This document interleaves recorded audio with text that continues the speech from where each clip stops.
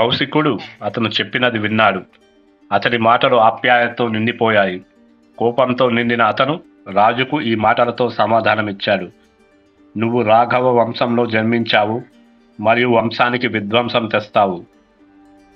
ఇంతకుముందు ప్రతిజ్ఞ చేసిన నువ్వు ఇప్పుడు నీ వాగ్దానం నుండి తప్పుకోవాలనుకుంటున్నావు. ఓ రాజా, నన్ను క్షమించు. నేను ఎక్కడ నుండి వచ్చానో అక్కడికి వెళ్తాను. ఓ కాకుస్తా, తప్పుడు ప్రతిజ్ఞ చేసిన తర్వాత నువ్వు నీ బంధువులతో సంతోషంగా ఉండు. ఆ విధంగా తెలివైన విశ్వామిత్రుడు కోపంతో నిండిపోయాడు మరియు భూమి మొత్తం వణికిపోయింది. దేవతలు భయపడ్డారు. గొప్ప మరియు ఓపిక గల ఋషి తన ప్రతిజ్ఞలలో ఉత్కృష్టుడు. మొత్తం విశ్వం యొక్క రూపం భయపడిందని గ్రహించాడు. అతను రాజును ఈ మాటలతో ఉద్దేశించి ఇలా అన్నాడు. నీవు ఇక్ష్వాకు వంశంలో జన్మించావు మరియు మరొక ధర్మంలా ఉన్నావు. నీకు ధైర్యం ఉంది మరియు నువ్వు ప్రతిజ్ఞలలో ఉత్కృష్టుడవు మరియు సంపన్నుడవు. నీవు ధర్మాన్ని విడిచిపెట్టాలనుకుంటున్నావు. దశరథ 3 లోకాలలోనూ ధర్మాన్ని తన ఆత్మలో కలిగి ఉన్నవాడిగా ప్రసిద్ధి చెందాడు. నీ ధర్మాన్ని అనుసరించు మరియు అధర్మాన్ని ఆశ్రయించకు. ఓ రాఘవ, ఒక వ్యక్తి ప్రతిజ్ఞ చేసి దానిని అతిక్రమిస్తే అతను గతంలో చేసిన అన్ని యజ్ఞాల ఫలాలను నాశనం చేస్తాడు. కాబట్టి రాముడిని వదిలేయండి.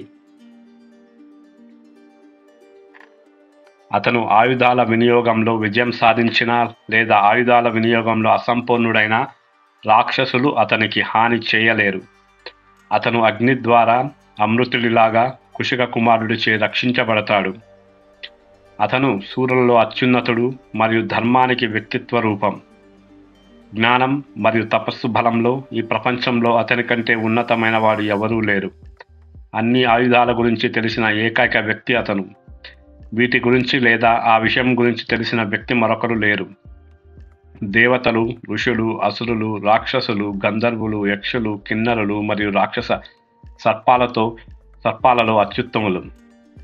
ఋషస్వ కుమారులు ధర్మం పట్ల అత్యంత అంకిత భావంతో ఉన్నారు మరియు అతను పరిపాలించేటప్పుడు పురాతన కాలంలో తన రాజ్యంలో అతను ఈ ఆయుధాలన్నింటినీ కౌశికకు ఇచ్చాడు. కృష్ణస్వ కుమారులు ప్రజాపతి కుమార్తెల యొక్క సంతానం. వారు రూపంలో పోలిక లేనివారు. వారు అపారమైన పరాక్రమవంతులు, ప్రకాశవంతులు మరియు విజయాన్ని తెచ్చిపెట్టారు. సన్నని నడుము కలిగిన జయ మరియు సుప్రభ దక్షుని కుమార్తెలు. వారు లక్షలాది అత్యున్నత ప్రకాశవంతమైన ఆయుధాలను ఉత్పత్తి చేశారు. పురాతన కాలంలో జయ 500 మంది సర్వోన్నత కుమారులకు జన్మనిచ్చింది. వారు అనేక రూపాలను స్వీకరించగల సామర్థ్యం కలిగి ఉన్నారు మరియు అసురుల సైనికులను చంపడానికి రూపొందించబడ్డారు. మరోవైపు సుప్రభ మరో 500 మంది కుమారులకు జన్మనిచ్చింది. వారు బలవంతులు, తట్టుకోలేని వారు మరియు అజేయులు, నాశనం చేయడానికి రూపొందించబడ్డారు. కుశిక కుమారుడికి ఈ ఆయుధాల గురించి తెలుసు. అతనికి ధర్మం గురించి తెలుసు మరియు ఇంతకుముందు తెలియని అనేక ఇతర ఆయుధాలను కూడా సృష్టించగలడు. విశ్వామిత్రుడు అపారమైన శక్తివంతుడు మరియు గొప్ప సన్యాసి. అతని పరాక్రమం అలాంటిది. ఓ రాజా, రాముడు వెళ్ళడం గురించి నీకు ఎటువంటి సందేహం ఉండకూడదు. వశిష్ఠుడు ఆ విధంగా మాట్లాడినప్పుడు దశరథ రాజు తన కుమారులు రామ లక్ష్మణులను పిలిచాడు. వారి తల్లులు, వారి తండ్రి దశరథుడు, వశిష్ఠుడు మరియు ఇతర పూజారులు దీవెనలను పలికి శుభమంత్రాలు జపించారు. తన మనస్సులో ఎంతో సంతోషించిన దశరథుడు తన ప్రియమైన కుమారుల తలల సువాసనను పీల్చుకుని వాటిని కుశికుడి కుమారుడికి అప్పగించాడు. తామర కన్నులు కలిగిన రాముడు విశ్వామిత్రుడి వద్దకు వస్తున్నట్లు చూసినప్పుడు స్పర్శకు ఆహ్లాదకరంగా ఉండే సువాసన గల గాలి వీచడం ప్రారంభమైంది. దేవతల భేరీలు మ్రోగాయి. పూల వర్షం కురిసింది. ఆ మహాత్ములు శంఖం, డంక ధ్వనులకు బయలుదేరారు. విశ్వామిత్రుడు ముందు భాగంలో ఉన్నాడు. అపారమైన మహిమాన్వితుడైన రాముడు విల్లు పట్టుకుని విశ్వామిత్రుడిని అనుసరించాడు. సుమిత్ర కుమారుడు అతనిని అనుసరించాడు. చేతుల్లో అంబు, గుబురులు మరియు ధనస్సులలో వారు 10 దిక్కులను ప్రకాశింపజేశారు. వారు మహాత్మ విశ్వామిత్రుడితో ఉన్నారు. తద్వారా 3 తలల సర్పాన్ని పోలి ఉన్నారు. 2 అశ్వినీలు తాతను కాపాడుతూ అతనిని అనుసరిస్తున్నట్లు అనిపించింది. అర్ధయోజనం ప్రయాణించిన తర్వాత వారు సరియు నది దక్షిణ ఒడ్డుకు చేరుకున్నారు. మరియు విశ్వామిత్రుడు రాముడిని ఈ మధురమైన మాటలతో సంబోధించాడు. ఓ కుమార, కొంచెం నీరు తీసుకోండి మరియు ఎక్కువ సమయం గడవనివ్వకండి. సంబంధిత మంత్రాలతో బల మరియు అతి బల అను విద్యలను అంగీకరించండి. వీటి ఫలితంగా ఎటువంటి అలసట, జ్వరం మరియు రూప వినాశనం ఉండదు. మీరు నిద్రపోతున్నా లేదా పరధ్యానంలో ఉన్న రాక్షసులు మిమ్మల్ని ఎటువంటి హాని గాని దాడి చేయలేరు. భూమిపై శౌర్యంలో లేదా మీ బాహుబల బలంతో మీకు సమానమైన వారు ఎవరూ ఉండరు. ఓ రామ, 3 లోకాలలో మీకు సమానమైన వారు ఎవరూ ఉండరు. ఓ నిష్కళంకుడా, ఈ ప్రపంచంలో నీకు సమానమైన సంపద, దాతృత్వం, జ్ఞానం, తెలివితేటలు ఎవరికీ ఉండవు.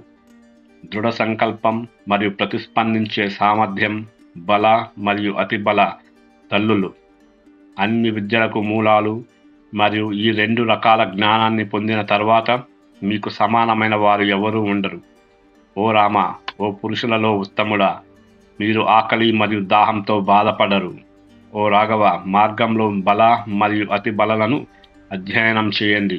ఈ 2 రకాల జ్ఞానాలను అధ్యయనం చేసిన తర్వాత భూమిపై అపూర్వమైన కీర్తిని పొందుతారు.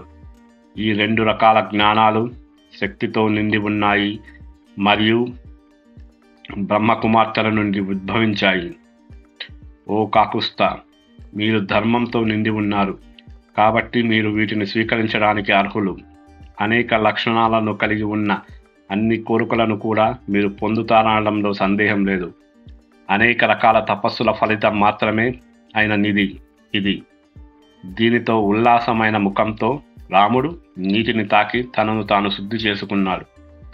తరువాత శుద్ధి చేయబడిన ఆత్మతో మహర్షి నుండి జ్ఞానాన్ని స్వీకరించాడు. ఆ జ్ఞానంతో నిండిన రాముడు తన గొప్ప పరాక్రమంలో ప్రకాశించాడు. గురువైన కుశికుడి కుమారుడు వారిని వివిధ పనులలో నిమగ్నం చేయడానికి సిద్ధంగా ఉన్నాడు. చాలా ఆనందంగా ఆ ముగ్గురు ఆ రాత్రి సరయూ నది ఒడ్డున గడిపారు. రాత్రి ముగిసిన తరువాత విశ్వామిత్రుడు ఆకుల మంచం మీద పడుకున్న కాకుస్థుడిని ఉద్దేశించి ఇలా అన్నాడు. ఓ కౌసల్య కుమారుడా, ఓ రామ, తెల్లవారుజామైంది. ఓ పులి, లేచి దేవతలకు కర్మలు చేయుము. 2 యువరాజులు అత్యంత ఉదాత్తుడైన ఋషి మాటలు విన్నారు. వారు నీటిలో స్నానం చేసి అభ్యంగన పూజలు చేశారు. ఆ 2 ధైర్యవంతులు పరమ మంత్రాలను జపించారు. అభ్యంగన పూజలు చేసిన తరువాత ఆ 2 అత్యంత పరాక్రమవంతులు సంతోషంగా విశ్వామిత్రుని ముందు నమస్కరించి బయలుదేరడానికి ఏర్పాట్లు చేసుకున్నారు. ఆ 2 అత్యంత పరాక్రమవంతులు బయలుదేరి 3 ప్రవాహాలు కలిగిన దివ్య నదితో సరియు పవిత్ర సంగమాన్ని చూశారు. అక్కడ ఉగ్రమైన మరియు శక్తివంతులైన ఋషుల పవిత్ర ఆశ్రమాలు ఉన్నాయి.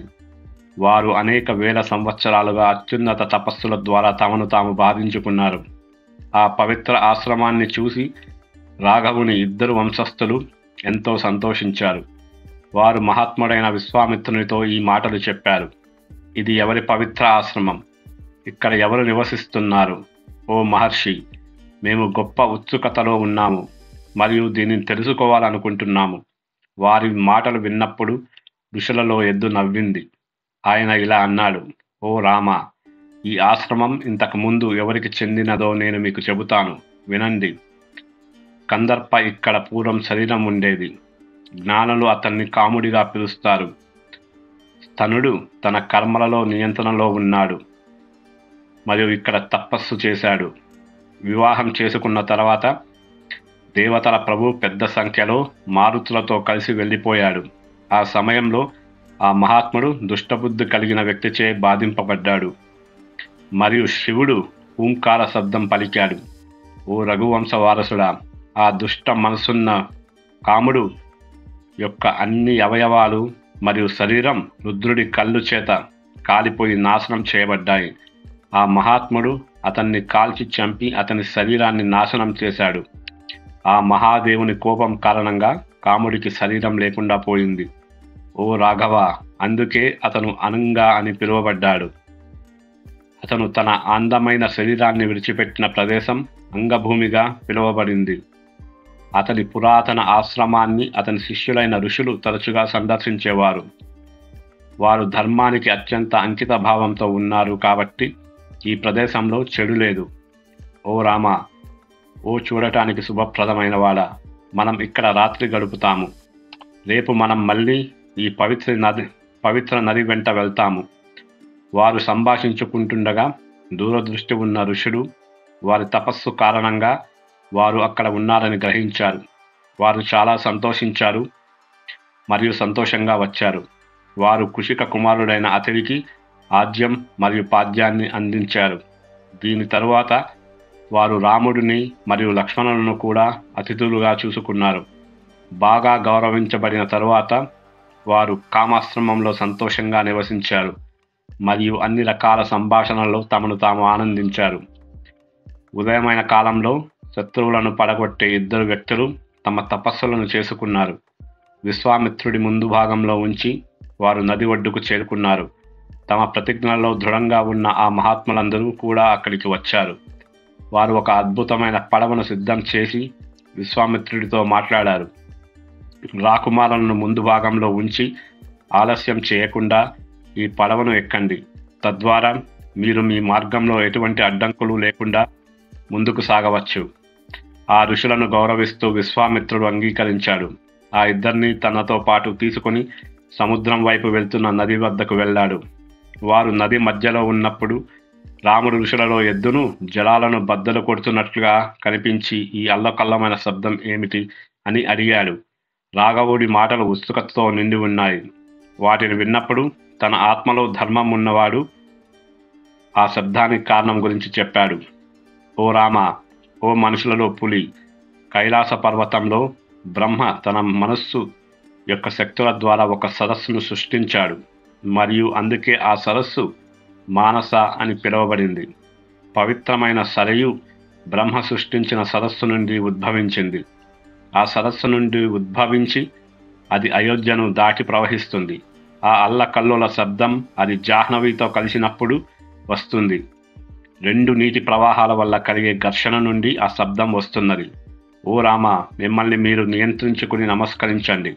ఆ ఇద్దరూ ధర్మానికి అత్యంత అంకిత భావంతో ఉన్నారు మరియు నమస్కరించారు. ఆ సమయంలో వారు దక్షిణ ఒడ్డుకు చేరుకున్నారు మరియు వారి శౌర్యంలో నైపుణ్యం కలిగి దిగారు. రాజు యొక్క ఆ ఇద్దరు అత్యున్నత కుమారులు భయంకరమైన రూపంలో ఉన్న అడవిని చూశారు. దిగిన తరువాత ఇక్ష్వాకు వంశపు వంశస్థుడు ఋషులలో ఎద్దును దీని గురించి అడిగాడు. ఈ అడవి అభేద్యమైనది మరియు కీటకముల శబ్దంతో ప్రతిధ్వనిస్తోంది. ఇది భయంకరమైన దోపిడీ జీవులతో నిండి ఉంది మరియు భయంకరమైన పక్షుల శబ్దం వినబడుతోంది. భయంకరమైన స్వరాలతో అరుస్తూ ఉండే అనేక రకాల దోపిడీ పక్షులు ఉన్నాయి. ఇది సింహాలు, పులులు, అడవి పందులు మరియు ఏనుగులు. ఇది ధావ, అశ్వ, కర్ణ, కాకువ, బిల్వ, కిండుక, పాతాళ మరియు బదరీ చెట్లతో నిండి ఉంది. ఇది ఎంత భయంకరమైన అడవి అని అపారంగా శక్తివంతుడు మరియు గొప్ప ఋషి అయిన విశ్వామిత్రుడు ఇలా జవాబిచ్చాడు. ఓ కుమార, ఓ కాకుస్థ, ఈ అడవి ఎందుకు ఇంత భయంకరంగా ఉందో వినండి. ఓ మనుషులలో సర్వోన్నతుడా, పూర్వం ఈ నివాసం చాలా సంపన్నంగా ఉండేది. దేవతలు సృష్టించిన మలద మరియు కరుష అనే రెండు దేశాలు ఇక్కడ ఉండేవి. ప్రాచీన కాలంలో 1000 కళ్ళు కలిగినవాడు వృత్తుడిని చంపాడు మరియు బ్రాహ్మణుడిని చంపిన పాపం అతనిలోకి చొచ్చుకుపోయింది. దేవతలు మరియు ఋషులు తపస్సుల నిల్వలు కాబట్టి ఇంద్రుడిని స్నానం చేయించారు. వారు నీటి కుండలతో అతని స్నానం చేసినప్పుడు మలినం విడుదలైంది. ఆ మలినం నేలపై విడుదలైంది. వీటిని తన శరీరం నుండి విడుదల చేసినప్పుడు ఇంద్రుడు చాలా సంతోషించాడు. మలినం మరియు మలినం నుండి శుద్ధి చేయబడి ఇంద్రుడు పవిత్రుడయ్యాడు. చాలా సంతోషించి ఆ రెండు దేశాలకు పరమ వరం ఇచ్చాడు. మలద మరియు కరుషుడు నా శరీరం నుండి విడుదలైన మలాన్ని భరించారు కాబట్టి ఈ రెండు దేశాలు సంపన్నంగా మరియు ప్రపంచంలో ప్రసిద్ధి చెందుతాయి. ఈ విధంగా మాట్లాడినప్పుడు తెలివైన శక్రుడు దేశాలను ఈ విధంగా గౌరవించడానికి చూసి దేవతలు అతన్ని స్తుతించారు. ఓ శత్రువులను నాశనం చేయువాడా, చాలా కాలం పాటు ఆ రెండు దేశాలు మలద మరియు కరుష సంతోషంగా మరియు సంపన్న ప్రదేశాలలో సంపద మరియు ధాన్యంతో నిండి ఉండేవి. కొంతకాలం తర్వాత ఓ స్త్రీ యక్ష జన్మించింది మరియు ఆమె ఇష్టానుసారం ఏ రూపాన్ని అయినా తీసుకోవచ్చు. ఆమె 1000 ఏనుగుల బలాన్ని కలిగి ఉంది. ఓ అదృష్టవంతులారా, ఆమె పేరు తాటక మరియు ఆమె తెలివైన సుంద అనేవాడి భార్య. ఆమె కుమారుడు రాక్షసుడు మారీచుడు. ఇతను సక్రుడి లాంటి వాడు. ఓ రాఘవ, దుష్టుడు తాటకుడు ఈ 2 దేశాలైన మలద మరియు కరుష దేశాలను నిరంతరం నాశనం చేశాడు. ఆమె ఇక్కడ మార్గాన్ని అడ్డుకొని సగం యోజన దూరంలో నివసిస్తుంది. నీ చేతుల బలాన్ని ఉపయోగించి ఆ దుష్టుడిని కూడా చంపు. నా చేతుల మేరకు ఈ ప్రాంతంలోని ముళ్ళును తొలగించు. ఓ రామ, తట్టుకోవడం చాలా కష్టంగా ఉన్న ఈ భయంకరమైన స్త్రీ యక్షను పెకలించు. తద్వారా ఆమె ఈ ప్రాంతాన్ని ఈ విధంగా నాశనం చేయలేకపోతుంది. ఈ అడవి ఎలా భయంకరంగా మారిందో నేను మీకు అన్నీ చెప్తాను. స్త్రీ యక్షిని ఆగదు మరియు ఇప్పటికీ ప్రతిదీ నాశనం చేస్తూనే ఉంది. అపరిమితమైన ఋషి మాటలు విన్న పురుషులలో పులి శుభప్రదమైన మాటలతో ఇలా సమాధానమిచ్చాడు. ఓ ఋషులలో వృషభమా, యక్షులు పరాక్రమంలో పరిమితమైన వారని విన్నాము. ఈ బలహీనురాలు 1000 ఏనుగుల బలాన్ని ఎలా భరించగలదు? విశ్వామిత్రుడు ఈ మాటలు అన్నాడు. ఆమె గొప్ప బలాన్ని ఎలా భరించిందో వినండి. ఈ బలహీనురాలు ఆమెకు ప్రసాదించబడిన వరం కారణంగా శౌర్యాన్ని మరియు బలాన్ని కలిగి ఉంది. పూర్వం సుకేతువు అనే ఒక గొప్ప మరియు పరాక్రమవంతుడైన యక్షుడు ఉండేవాడు. అతనికి సంతానం లేదు. కాబట్టి అతను శుభప్రదమైన ప్రవర్తనను అనుసరించి గొప్ప తపస్సుల ద్వారా తనను తాను హింసించుకున్నాడు. ఓ రామ, ఆ విధంగా బ్రహ్మ యక్షులలో ఆ ప్రభువు పట్ల చాలా సంతోషించి అతనికి ఒక కుమార రత్నాన్ని ప్రసాదించాడు. ఆమె పేరే తాటక. తాత ఆమెకు 1000 ఏనుగుల బలాన్ని కూడా ప్రసాదించాడు.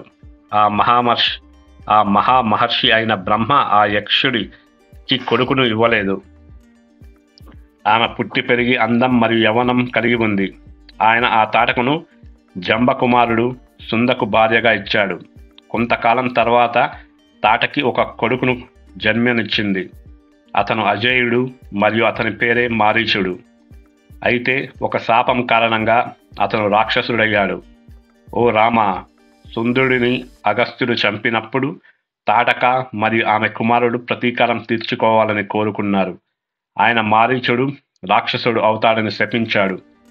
గొప్ప కోపంతో అగస్త్యుడు కూడా తాటకను శపించాడు. నీవు ఈ రూపాన్ని విడిచిపెట్టి భయంకరమైన రూపాన్ని ధరిస్తావు. ఓ గొప్ప యక్షిని, నువ్వు నరమాంస భక్షినివి అవుతావు. వికృతమైన ముఖంతో వికృతంగా మారుతావు. ఆ విధంగా శపించబడిన తాటకి అసహనంగా మరియు కోపంతో తెలివిలేని రాక్షసిలాగా మారిపోయింది. అగస్త్యుడు ఈ పవిత్ర ప్రాంతంలో తిరిగేవాడు. ఈ తాటకి ఈ ప్రాంతాన్ని నాశనం చేయడం మొదలెట్టింది. ఓ రాఘవ, ఈ స్త్రీ యక్షిని చాలా భయంకరమైనది మరియు ప్రవర్తనలో చాలా దుష్టమైనది. ఈ తాటకి తన పరాక్రమంలో దుష్టురాలు. పశువులు మరియు బ్రాహ్మణుల సంక్షేమం కోసం తాటకిని చంపండి.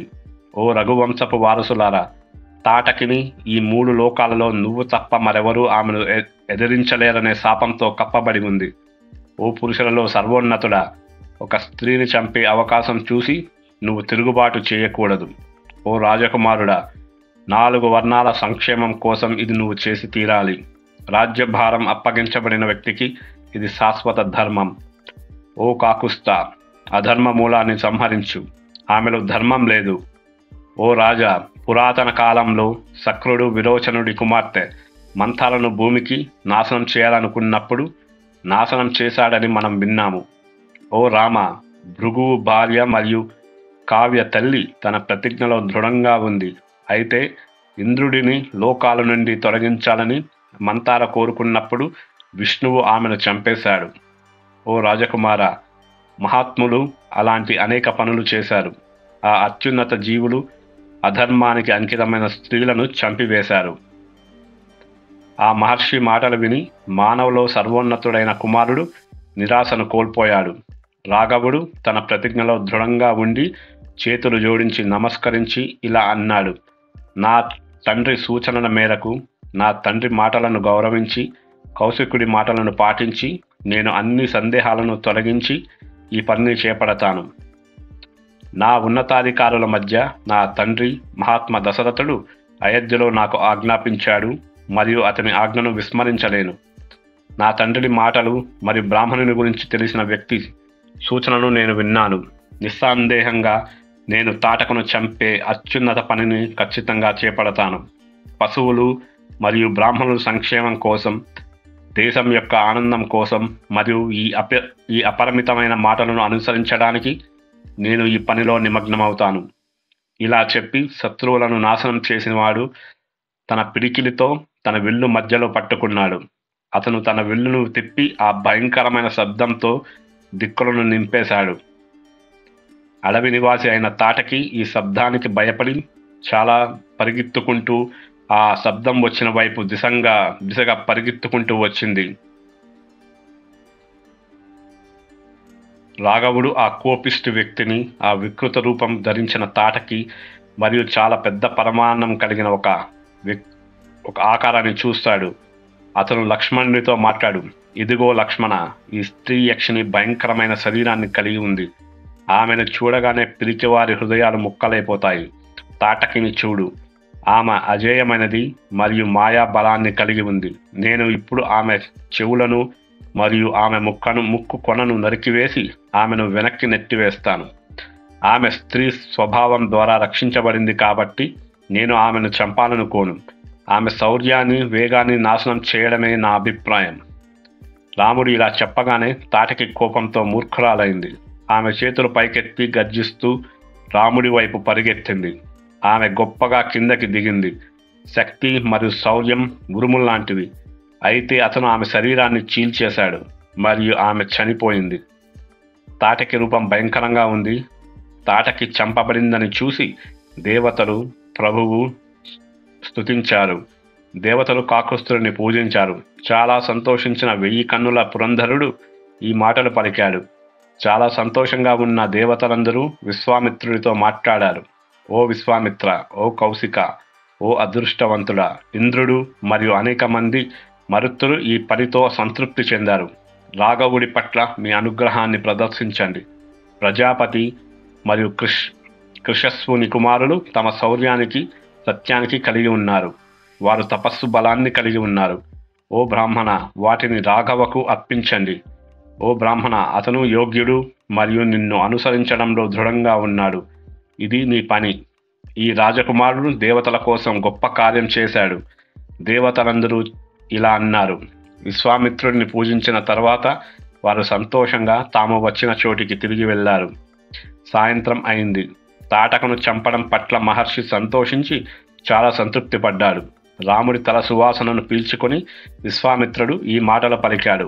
ఓ రామ, ఓ శుభముఖం కలిగినవాడా, మనం రాత్రి ఇక్కడే గడుపుతాము. రేపు ఉదయం అయినప్పుడు మనం నా ఆశ్రమానికి వెళ్తాము.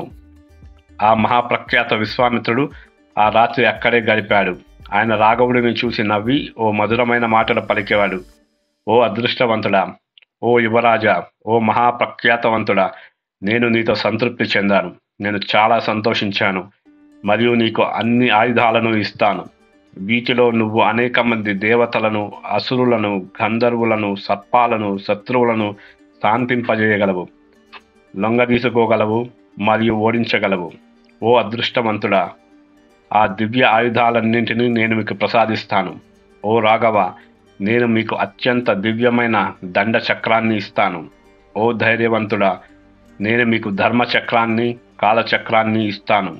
నేను మీకు విష్ణువు యొక్క భయంకరమైన చక్రం మరియు ఇంద్రుని చక్రం కూడా ఇస్తాను. ఓ మానవులలో శ్రేష్ఠుడా, నేను నీకు వజ్ర ఆయుధాన్ని, శివుని అత్యున్నత త్రిశూలాన్ని ఇస్తాను.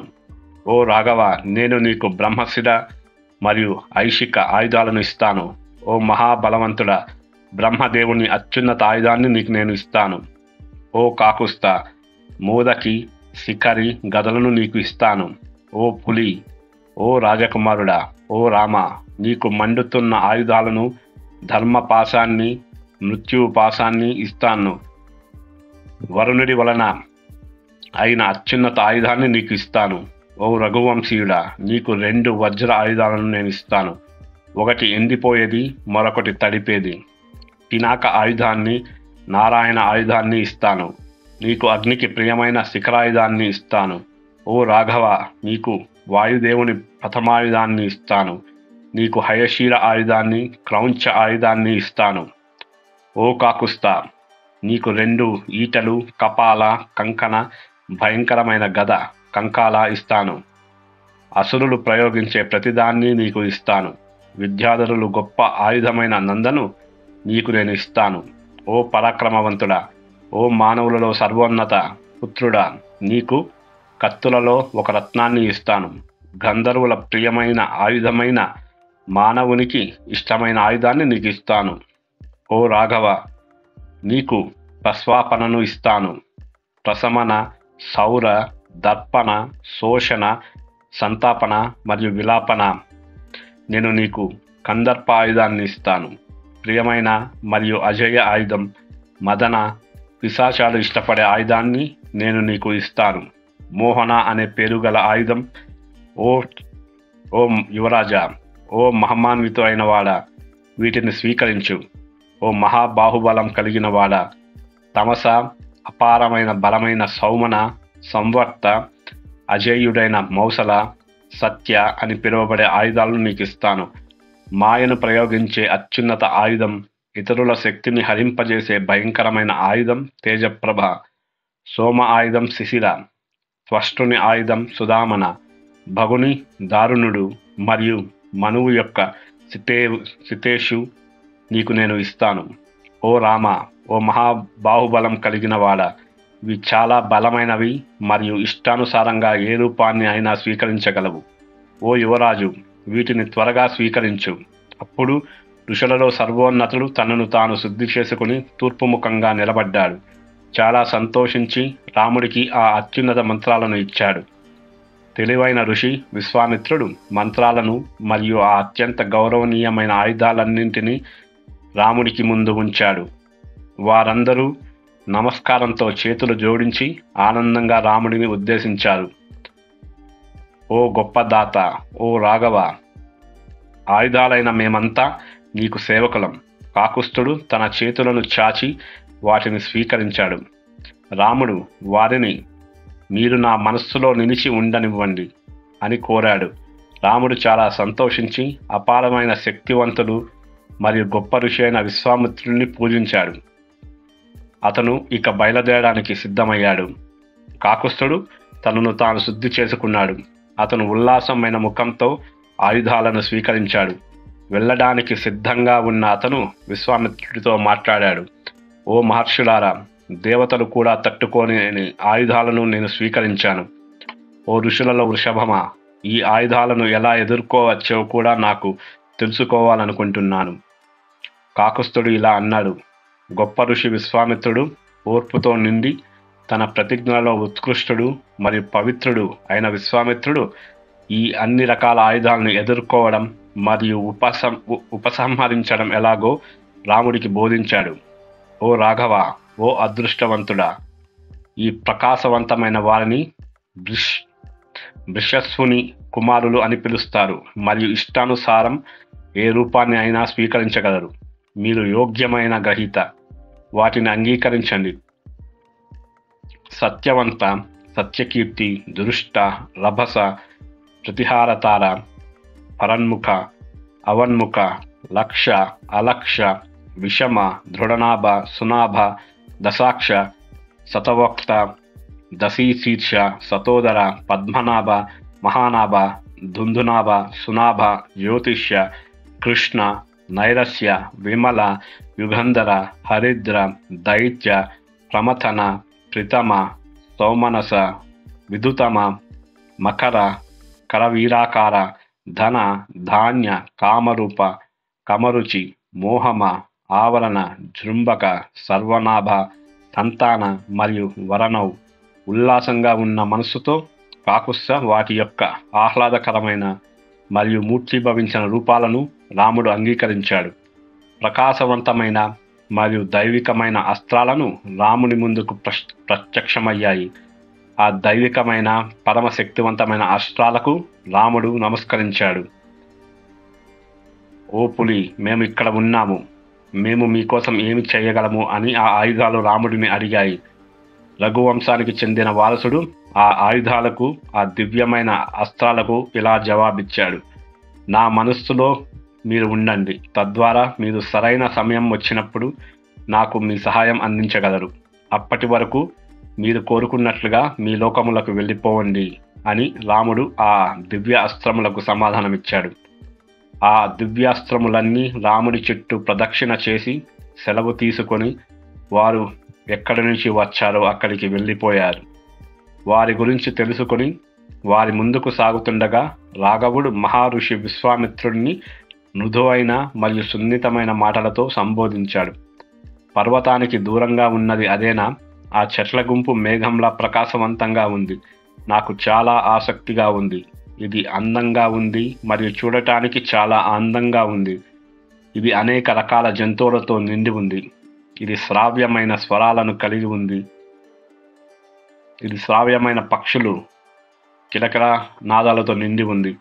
ఓ ఋషులలో శ్రేష్ఠుడా, శరీరం మీద ఉన్న వెంట్రుకలు లేచి నిలబడేటట్టు చేసిన నిర్జన అడవి నుండి మనం స్పష్టంగా బయటకు వచ్చాము. మనం అనుకూలమైన ప్రాంతం వైపు వెళ్తున్నాము. ఓ మహర్షి, నాకు వివరించండి. ఇది ఎవరి ఆశ్రమం? బ్రాహ్మణులను చంపిన దుష్టులు వచ్చే ప్రదేశం ఇదేనా? అన్నాడు రాముడు విశ్వామిత్రుడితో. ఆ అపరిమితమైన వ్యక్తి ఆ తోట గురించి అడిగినప్పుడు అత్యంత శక్తివంతుడైన విశ్వామిత్రుడు వివరించడం ప్రారంభించాడు. ఓ రామ, పూర్వం ఇది మహాత్మ వామనుని ఆశ్రమం. ఇది సిద్ధాశ్రమం అని పిలువబడుతుంది. ఎందుకంటే ఆ గొప్ప సన్యాసి ఇక్కడ విజయం సాధించాడు. ఆ సమయంలో విరోచనుడి కుమారుడు బలిరాజు ఇంద్రుడు మరియు మరుత్తుల శ్రేణులతో సహా అనేక మంది దేవతలను జయించాడు. ప్రసిద్ధుడు 3 లోకాల రాజ్యాన్ని పాలించాడు. బలి చక్రవర్తి ఒక యాగం చేశాడు. అగ్ని ముందంజలో ఉండగా దేవతలు ఈ ఆశ్రమంలో విష్ణువు వద్దకు చేరుకున్నారు. వారు, ఓ విష్ణువు, విరోచనుడి కుమారుడు బలి ఒక అత్యున్నత యాగం చేస్తున్నాడు.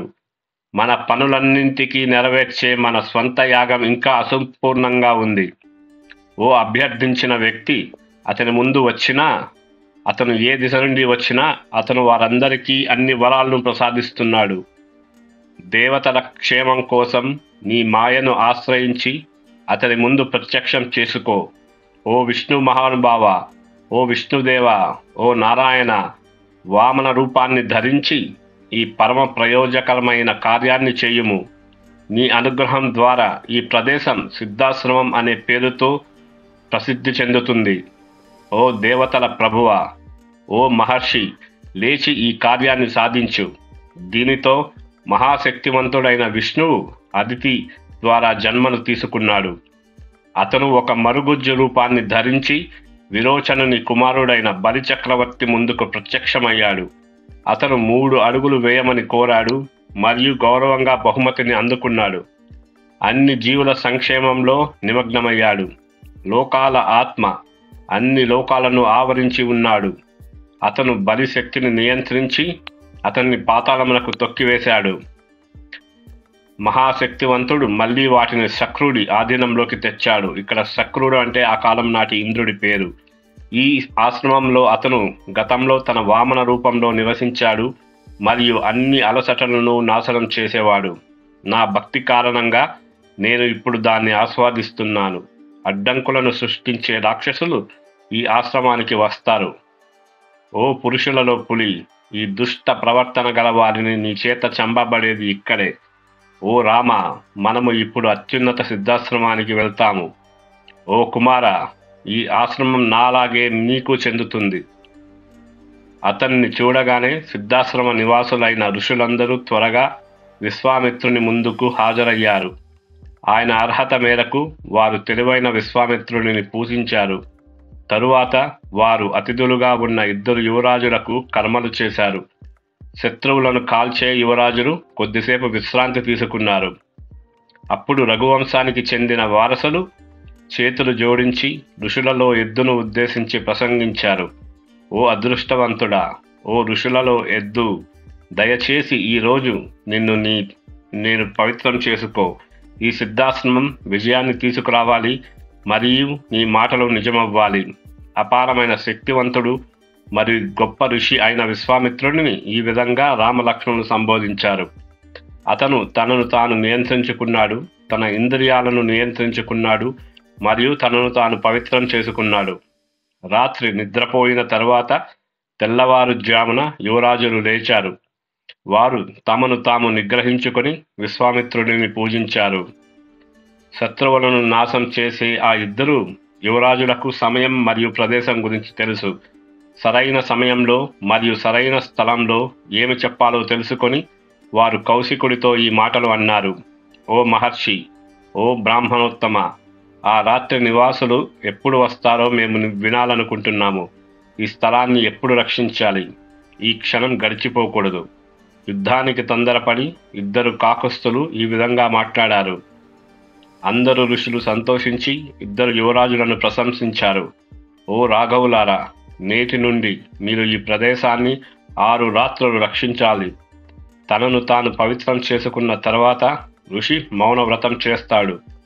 వారి మాటలు విన్న తర్వాత ఆ ఇద్దరు ప్రముఖ యువరాజులు 6 పగళ్ళు మరియు 6 రాత్రులు నిద్రను కంప్లీట్గా విడిచిపెట్టి ఆశ్రమాన్ని రక్షించారు. ధైర్యవంతులు, అత్యున్నత విల్లుకారులు చుట్టూ తిరిగారు. ఆ ఇద్దరు శత్రువులను నాశనం చేసేవారు అత్యున్నత మహర్షి విశ్వామిత్రుడిని రక్షించారు.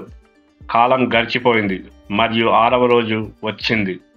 రాముడు సౌమిత్రితో జాగ్రత్తగా అప్రమత్తగా ఉండు లక్ష్మణ అని చెప్పి యుద్ధానికి సిద్ధమయ్యాడు. పూజారులు మరియు సహాయక పూజారులు యజ్ఞపీఠంపై అగ్నిని రాజేశారు. సముచితంగా మంత్రాలు ఉచ్చరించారు మరియు యాగం కొనసాగింది. ఆ సమయంలో ఆకాశంలో ఓ గొప్ప మరియు భయంకరమైన శబ్దం వినిపించింది. వర్షాకాలంలో మేఘాలు ఆకాశాన్ని ఆవరించినట్లుగా ఉంది. మాయను ఆశ్రయించి రాక్షసులు దాడి చేశారు. మారీచుడు మరియు సుబాహు మరియు వారి అనుచరులు అక్కడ ఉన్నారు. వారు ఉగ్ర రూపంలో వచ్చి రక్తపు దారులను కురిపించారు.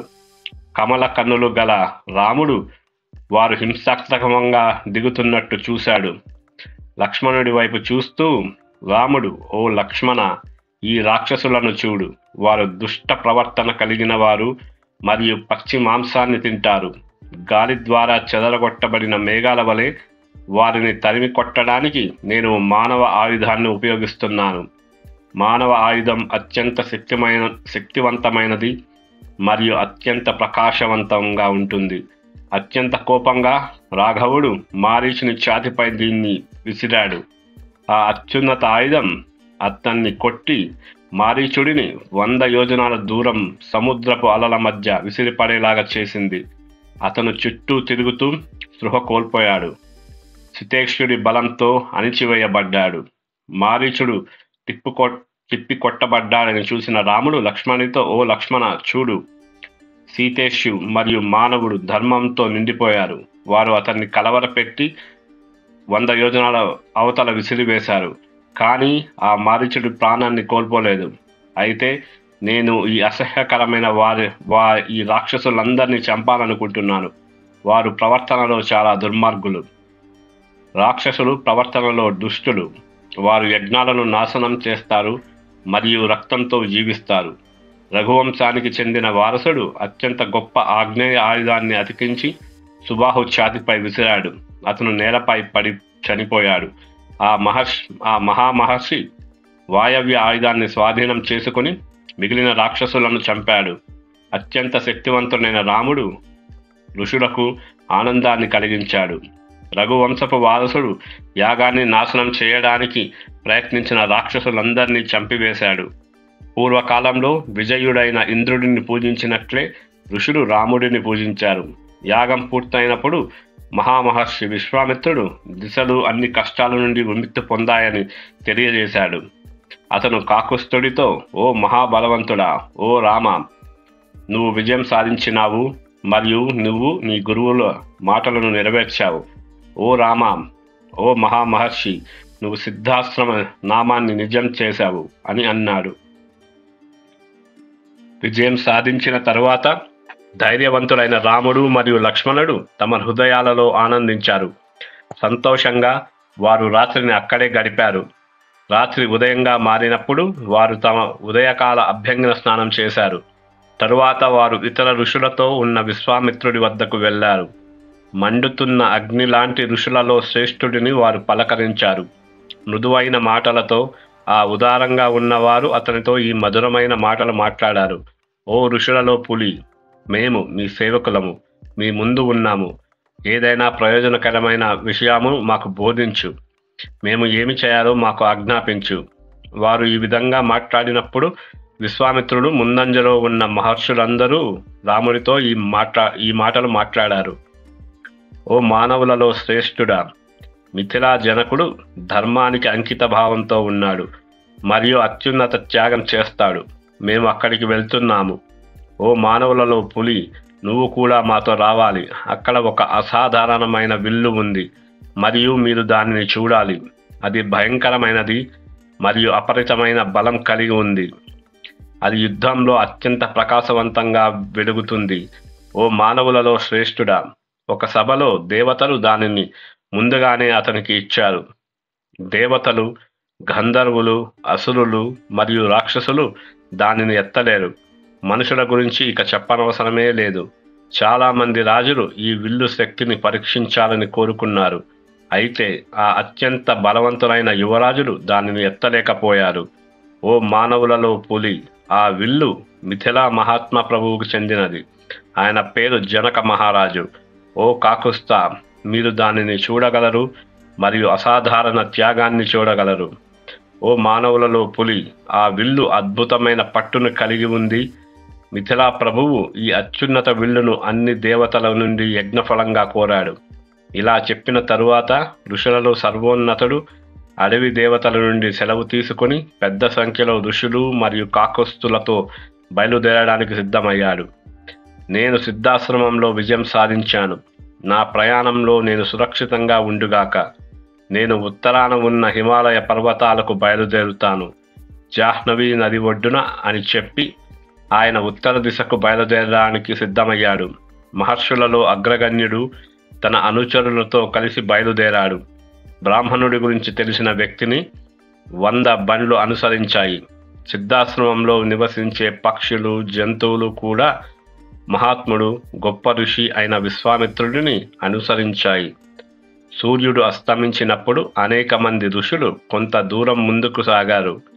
వారు తమను తాము నియంత్రించుకుని శోణ అనే నది ఒడ్డున విశ్రాంతి తీసుకున్నారు. సూర్యుడు అస్తమించినప్పుడు వారు స్నానం చేసి నిప్పు రాజేశారు. వారు అనంత శక్తివంతుడైన విశ్వామిత్రుడి ముందు కూర్చున్నారు. రాముడు మరియు లక్ష్మణుడు ఋషులను పూజించారు. వారు కూడా తెలివైన విశ్వామిత్రుడి ముందు కూర్చున్నారు. అనంత శక్తివంతుడైన రాముడు ఉత్సుకతతో నిండిపోయాడు. ఆయన మహారుషి, ఋషులలో పులి అయిన విశ్వామిత్రుడిని ఇలా అడిగాడు. ఓ మహర్షి, అడవులలో సుసంపన్నమైన ఈ ప్రదేశం ఏమిటి? ఓ అదృష్టవంతుడా, నేను వినాలనుకుంటున్నాను. నువ్వు దీని గురించి నిజం నాకు చెప్పాలి. ఈ విధంగా రాముడు మాటల ద్వారా ప్రేరేపించబడిన ఆ గొప్ప తపస్వి ఋషుల మధ్యలో తన వ్రతాలలో ఉత్కృష్టుడు. ఆ ప్రాంతం గురించి అతనికి ప్రతీదీ చెప్పాడు. బ్రహ్మ వంశానికి చెందిన కుసుడు అనే గొప్ప సన్యాసి ఉండేవాడు. విదర్భ యువరాణి ద్వారా అతనికి 4 కుమారులు జన్మించారు: కుసంబ, కుసునాభ, అధూర్తరాజు మరియు వసు. వారు ప్రకాశవంతంగా మరియు గొప్పగా పనిచేశారు. క్షత్రియులు ధర్మాన్ని పాటించడంలో ఆసక్తి కలిగి ఉండేవారు. కుమారులు ధర్మానికి అంకితభావంతో మరియు నిజాయితీగా మాట్లాడారు. కుసుడు వారితో, ఓ కుమారులారా, మీరు ధర్మ ఫలాలన్నింటినీ పొందేలా సరిగ్గా పరిపాలించండి అని వాళ్ళకి వివరించాడు. కుసుడి మాటలు విన్న తర్వాత మానవులలో ఉత్తములైన, లోకాలలో గౌరవించబడేవారు 4 నగరాలను సృష్టించడానికి ప్రయత్నించారు. అపారమైన శక్తివంతుడైన కుసంబుడు కౌసంబి నగరాన్ని నిర్మించాడు. కుశనాభుడు తన ఆత్మలో ధర్మంతో మహోదయ నగరాన్ని నిర్మించాడు. ఓ రామ, రాజు అధూర్తరాజులు ధర్మారణ్యాన్ని నిర్మించాడు మరియు రాజు వసువు గిరివ్రజను నిర్మించాడు. నగరాలలో అత్యుత్తమమైనది, ఓ రామ, ఇది వసుమతి అని పిలువబడే మహాత్మ వసువు యొక్క రాజ్యం. ప్రతి దిశలో 5 గొప్ప పర్వతాలు కనిపిస్తాయి. ఈ అందమైన నది సుమగధి ప్రసిద్ధమైన మగధ దేశం వైపు ప్రవహిస్తుంది. ఆ 5 గొప్ప పర్వతాల మధ్యలో ఇది ఒక పుష్పగుచ్ఛంలా ప్రకాశవంతంగా ఉంటుంది. ఓ రామ, సుమగది మహాత్మ వసువు భూమి గుండా తూర్పు వైపు ప్రవహిస్తుంది. ఓ రామ, ఈ ప్రాంతం చాలా ధాన్యాన్ని ఇచ్చే అద్భుతమైన పొలాలతో అలంకరించబడింది. ఓ రఘువంశపు వారసుడా, ఘృతాచి ద్వారా మహాత్మ రాజఋషి అయిన కుశనాభుడు తన ఆత్మలో ధర్మాన్ని కలిగి 100 మంది అత్యున్నత కుమార్తెలకు కలిగి జన్మనిచ్చాడు. వారు చిన్నవారు మరియు చాలా అందంగా ఉన్నారు. ఒకసారి అలంకరించబడిన వారు ఒక తోటకు వెళ్ళి వర్షాకాలంలో 100 మెరుపులు వలె ఉన్నారు. ఓ రాఘవ, వారు సంగీత వాయిద్యాలపై పాడారు, నృత్యం చేశారు మరియు వాయించారు. అద్భుతమైన ఆభరణాలతో అలంకరించబడి వారు ఆనందం యొక్క మధురానుభూతిలో ఉన్నారు. వారి అవయవాలు అందంగా ఉన్నాయి మరియు వారి అందం భూమిపై సాటి లేనిది. వారు ఆ తోటకు వెళ్ళి మేఘాల మధ్య నక్షత్రాల్లా ఉన్నారు. వారిని చూసిన వాయుదేవుడు ప్రతిదానిలోనూ వ్యాపించి, నేను మీరు మీ అందాన్ని కోరుకుంటున్నాను, నా భార్యలుగా అవ్వండి. మీ మానవ రూపాలను విడిచిపెట్టి బదులుగా మీకు దీర్ఘాయుష్యుని ఇస్తాను. వారు వాయువుని మాటలు విని అతని కర్మలలో నిష్కలంకులుగా ఉన్నవారు ఆ 100 మంది కన్యలు అతని మాటలకు నవ్వుతూ, ఓ దేవతలలో సర్వోన్నతుడా, నీవు అన్ని జీవాలలో తిరుగుతున్నావు. మా అందరికీ నీ శక్తుల గురించి తెలుసు. కానీ నువ్వు మమ్మల్ని ఎందుకు తక్కువ చేస్తున్నావు? ఓ దేవతలలో సర్వోన్నతుడా, మేమందరము కుశనాభుని కుమార్తెలము మరియు నిన్ను నీ స్థితి నుండి తరిమి కొట్టగలము. మా తపస్సుల నిల్వను కాపాడుకోవాలనుకుంటున్నాము. ఓ దుష్ట మనసు గలవాడా, ఓ వాయుదేవ, మా తండ్రి మాటలో సత్యవంతుడు. మేము మా తండ్రిని దాటి ధర్మాన్ని అతిక్రమించి స్వయంవరాన్ని ఆశ్రయించే సమయం ఎప్పటికీ రాదు. మా తండ్రే మా ప్రభువు, ఆయనే మా పరమ దైవం. మా తండ్రి మాకు ప్రసాదించే వ్యక్తే మాకు భర్తగా వచ్చును. వారి మాటలు విని వాయుదేవుడు చాలా కోపించుకున్నాడు. ఆ మహోన్నత ప్రభువు వారి శరీరాల్లోకి ప్రవేశించి వారి అవయవాలను వికృతీకరించాడు. వాయువు చేత గాయపడిన ఆ కన్యలు రాజు నివాసంలోకి ప్రవేశించారు. వారు గాయపడటం చూసి రాజు భయపడి ఈ మాటలు అన్నాడు, ఓ కుమార్తెలారా, ఇది ఎలా జరిగింది? మీ వికృతికి కారణం ఏమిటి? ఏమి జరిగింది? నాకు వివరించండి. ధర్మం పట్ల ఇటువంటి అగౌరవం చూపిన వాడు ఎవడు? మీ శరీరాలను ఎవడు వక్రీకరించాడు? మీరు ఎందుకు వణుకుతున్నారు మరియు ఎందుకు ఏమీ మాట్లాడడం లేదు? నాకు చెప్పండి కుమార్తెలారా. బుద్ధివంతుడైన కుశనాభుని మాటలు విన్న 100 మంది కుమార్తెలు అతని పాదాలను తమ తలలతో తాకి, ఓ రాజా, వాయుదేవుడు అంతటా వ్యాపించి మమ్మల్ని అవమానించాలని కోరుకున్నాడు. అతను ధర్మాన్ని పట్టించుకోలేదు మరియు అశుభ మార్గాన్ని ఆశ్రయించాడు. మేము ఆ వాయుదేవుడికి చెప్పాము, మేము స్వతంత్రులం కాదని మరియు మా తండ్రి మాటలకు అంకిత భావంతో కట్టుబడి ఉన్నామని. ఆయన ఎవరిని ఆజ్ఞాపిస్తే వారే మా భర్తగా కోరుకుంటామని మేము ఆ వాయుదేవుడికి వివరించాము. మేము మా తండ్రిని అడగాలి, మమ్మల్ని అతనికి ప్రసాదించాలా వద్దా అనేది మా తండ్రి నిర్ణయిస్తాడు అని చెప్పాము. అయితే చెడుకు బానిసైన ఆ వాయుదేవుడు మా మాటలకు అంగీకరించలేదు. వాయుదేవుడు మమ్మల్ని తీవ్రంగా బాధ పెట్టాడు. వారందరూ అతనికి ఇలా చెప్పారు, ధర్మానికి అత్యంత అంకిత భావంతో ఉన్న రాజు వారి మాటలను విన్నాడు. అత్యంత శక్తివంతుడైన ఆ వ్యక్తి ఆ 100 మంది ఉన్నత కన్యలకు సమాధానమిచ్చాడు, ఓ కుమార్తెలారా, క్షమించడం క్షమించే వారి లక్షణం మరియు మీరు ఆ గొప్ప లక్షణాన్ని పాటించారు. మీరు నా వంశాన్ని గుర్తుంచుకున్నారు మరియు మీరందరూ ఈ విధంగా వ్యవహరించడంలో ఐక్యమయ్యారు. అది స్త్రీ అయినా పురుషుడైనా క్షమాపణయే నిజమైన అలంకారం. క్షమించడం చాలా కష్టం, ముఖ్యంగా దేవతలు పాల్గొన్నప్పుడు. ఓ కుమార్తెలారా, మీరు ప్రదర్శించిన క్షమాగుణం విషయంలో ఇది ఎప్పటికీ ప్రత్యేకంగా నిలుస్తుంది. క్షమాపణ అంటే దాతృత్వం. క్షమాపణ అంటే త్యాగాలను సూచిస్తుంది. ఓ కుమార్తెలారా, క్షమాపణ అంటే నిజం. క్షమాపణ అంటే కీర్తి. క్షమాపణ అంటే ధర్మం. క్షమాపణ మీద విశ్వం మొత్తం స్థిరపడింది. ఓ కాకుత్స, ఓ శ్రీరామ, తన శౌర్యంలో దేవతల వంటి రాజు తన కుమార్తెలను విడిచిపెట్టడానికి అనుమతి ఇచ్చాడు. మంచి విధానం గురించి అతనికి తెలుసు మరియు వారిని ఎవరికి ప్రసాదించాలో తన మంత్రులతో సంప్రదించాడు. దానానికి సమయం మరియు స్థలం ఏమిటి? వారికి సమానమైన వరుడు ఎవడు? ఆ సమయంలో చులి అనే గొప్ప ఋషి ఉన్నాడు. అతను తన సంతానాన్ని పైకి లేపి శుభప్రదమైన ప్రవర్తన కలిగి ఉన్నాడు. అతను బ్రహ్మాన్ని పొందాడు. ఆ ఋషి తపస్సు చేస్తున్నప్పుడు ఓ గంధర్వ స్త్రీ అతనికి సేవ చేసింది. ఆ ధన్యురాలి పేరు సోమద మరియు ఆమె ఊర్మిళ యొక్క కుమార్తె. భక్తితో అతనికి సేవ చేయడానికి ఆమె అతని ముందు సాష్టాంగ నమస్కారం చేసింది. ఆమె ధర్మానికి అంకిత భావంతో ఉంది. ఆమె అక్కడ కొంత సమయం గడిపిన తరువాత ఆమె గురువు ఆమెతో సంతృప్తి చెందాడు. ఓ రఘువంశీయుడా, సమయం సరైనప్పుడు అతను ఆమెతో, ఓ అదృష్టవంతురాలా, నేను మీతో సంతృప్తి చెందాను. నేను మిమ్మల్ని సంతోషపెట్టడానికి ఏమి చేయగలను అని అన్నాడు. ఆ ఋషి సంతృప్తి చెందడానికి తెలుసుకొని గంధర్వ స్త్రీ అతనితో మధురమైన మాటలతో మాట్లాడింది. ఆమె వాక్చాతుర్యాన్ని పొందింది మరియు మాటలు వాడకంలో ప్రావీణ్యం కలిగి ఉంది. ఆమె ఎంతో సంతోషించి, ఓ గొప్ప తపస్వి, బ్రాహ్మణుడు నీలో ఉన్నాడు మరియు బ్రాహ్మణుడిచే వ్యాపించబడి ఉన్నాడు. నీలో శ్రేయస్సు వ్యక్తమవుతోంది. నాకు ధర్మానికి అంకితమైన కొడుకు కావాలి. బ్రాహ్మణుడితో మరియు తపస్సులలో ఐక్యమైన కొడుకు కావాలి. ఓ అదృష్టవంతుడా, నాకు భర్త లేడు. నేను ఎవరి భార్యనూ కాదు.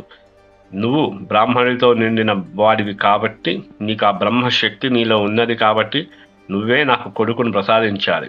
ఆమె పట్ల సంతోషించిన ఆ ఋషి ఆమెకు ఒక గొప్ప కుమారుడిని ఇచ్చాడు.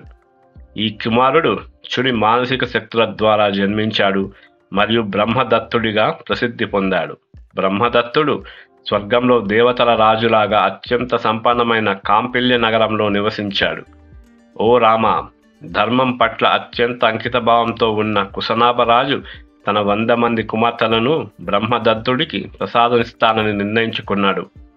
అపార శక్తివంతుడైన రాజు బ్రహ్మదత్తుడిని ఆహ్వానించాడు.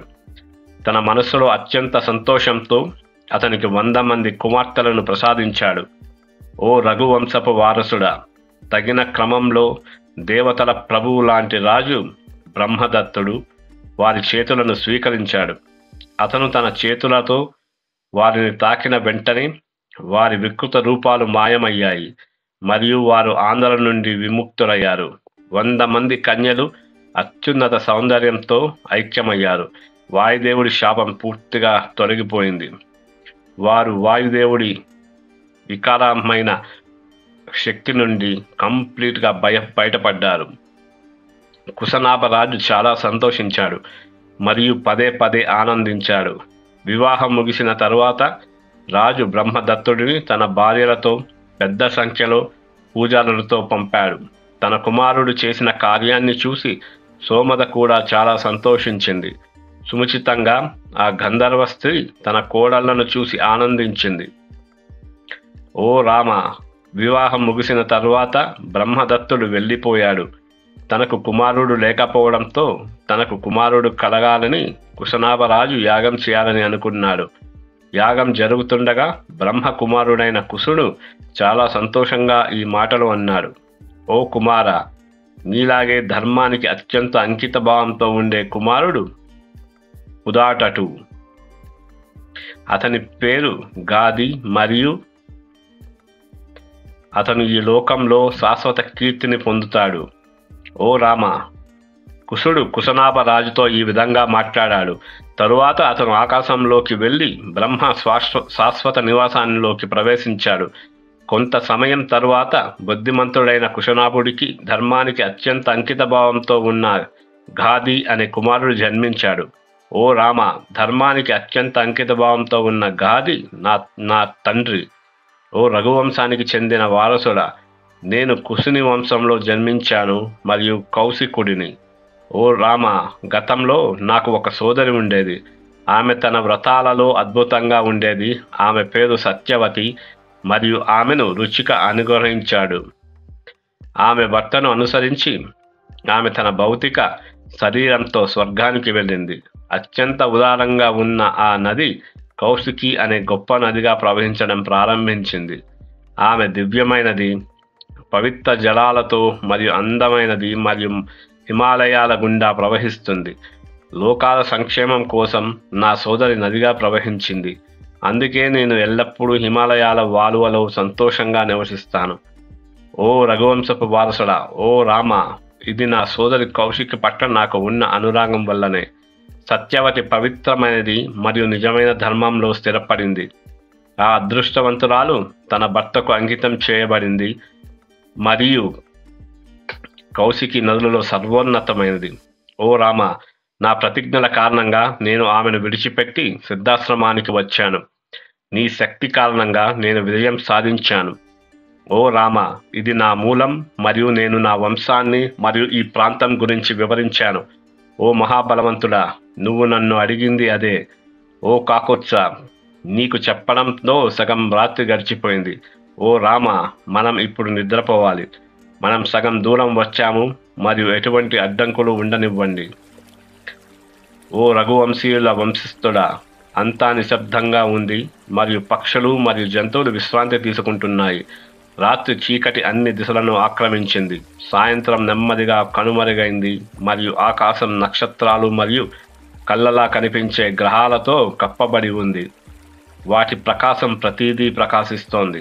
లోకాల నుండి చీకటిని ప్రాలదోలే చంద్రుడు తన చల్లని కిరణాలతో ఉదయించాడు.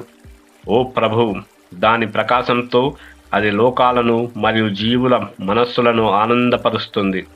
ఇక్కడ మరియు అక్కడ రాత్రి జీవులు తిరుగుతున్నాయి. పెద్ద సంఖ్యలో యక్షులు మరియు రాక్షసులు ఉన్నారు. వారు భయంకరమైన వారు మరియు పచ్చి మాంసమును తింటారు. ఈ విధంగా మాట్లాడిన తరువాత అపార శక్తివంతుడైన ఆ విశ్వామిత్రుడు మిగతా ఋషులందరూ ఆయన స్తుతించి పూజించారు. రాముడు మరియు సౌమిత్రి కొంత ఆశ్చర్యపోయారు. వారు ఋషులలో పులిని కూడా స్తుతించి నిద్రపోయారు.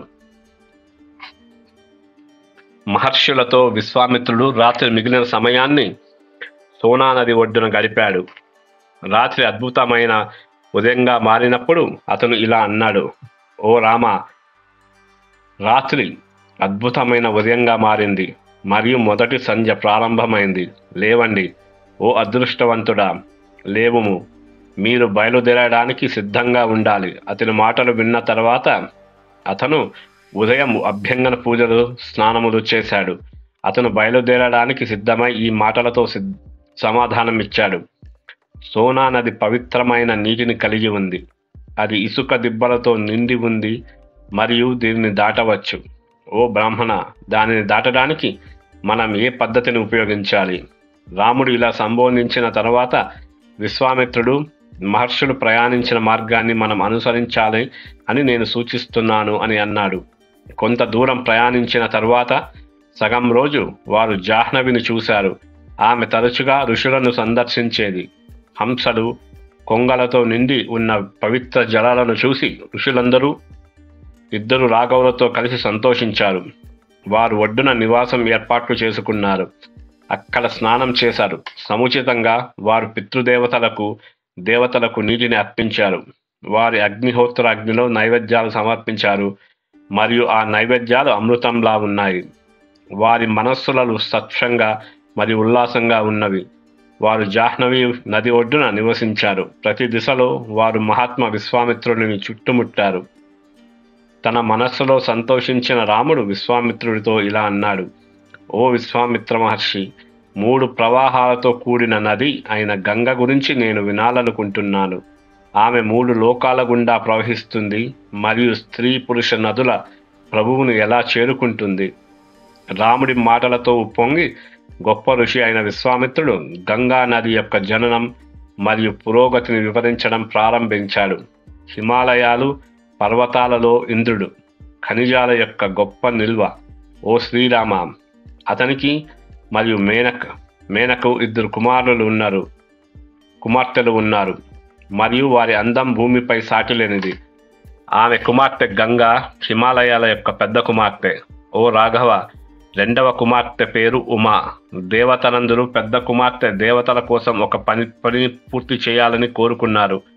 వారు ఇంద్రుడిని పర్వతాల మధ్య అడిగారు మరియు ఆమె 3 ప్రవాహాలతో కూడిన నదిగా మారింది.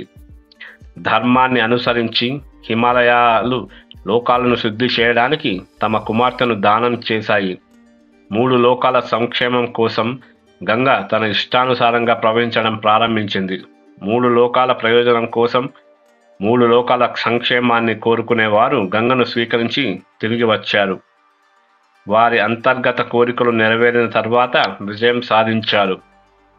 ఓ రఘువంశపు వారసుడా, ఆ పర్వతానికి మరొక కుమార్తె ఉంది. ఆ తపస్సుల నిల్వ తీవ్రమైన ప్రమాణాలు మరియు సన్యాసం తీసుకుంది. పర్వతాలతో సర్వోన్నతమైన ఆ కుమార్తె భయంకరమైన తపస్సులలో నిమగ్నమైంది. లోకాలలో గౌరవించబడిన సాటిలేని ఉమ రుద్రుడికి ప్రసాదించబడింది. పర్వతరాజు కుమార్తెలు ఈ లోకాలచే పూజింపబడ్డారు. ఓ రాఘవ, నదులలో గంగ ఉత్తమమైనది మరియు ఉమా దేవతలలో ఉత్తమమైనది.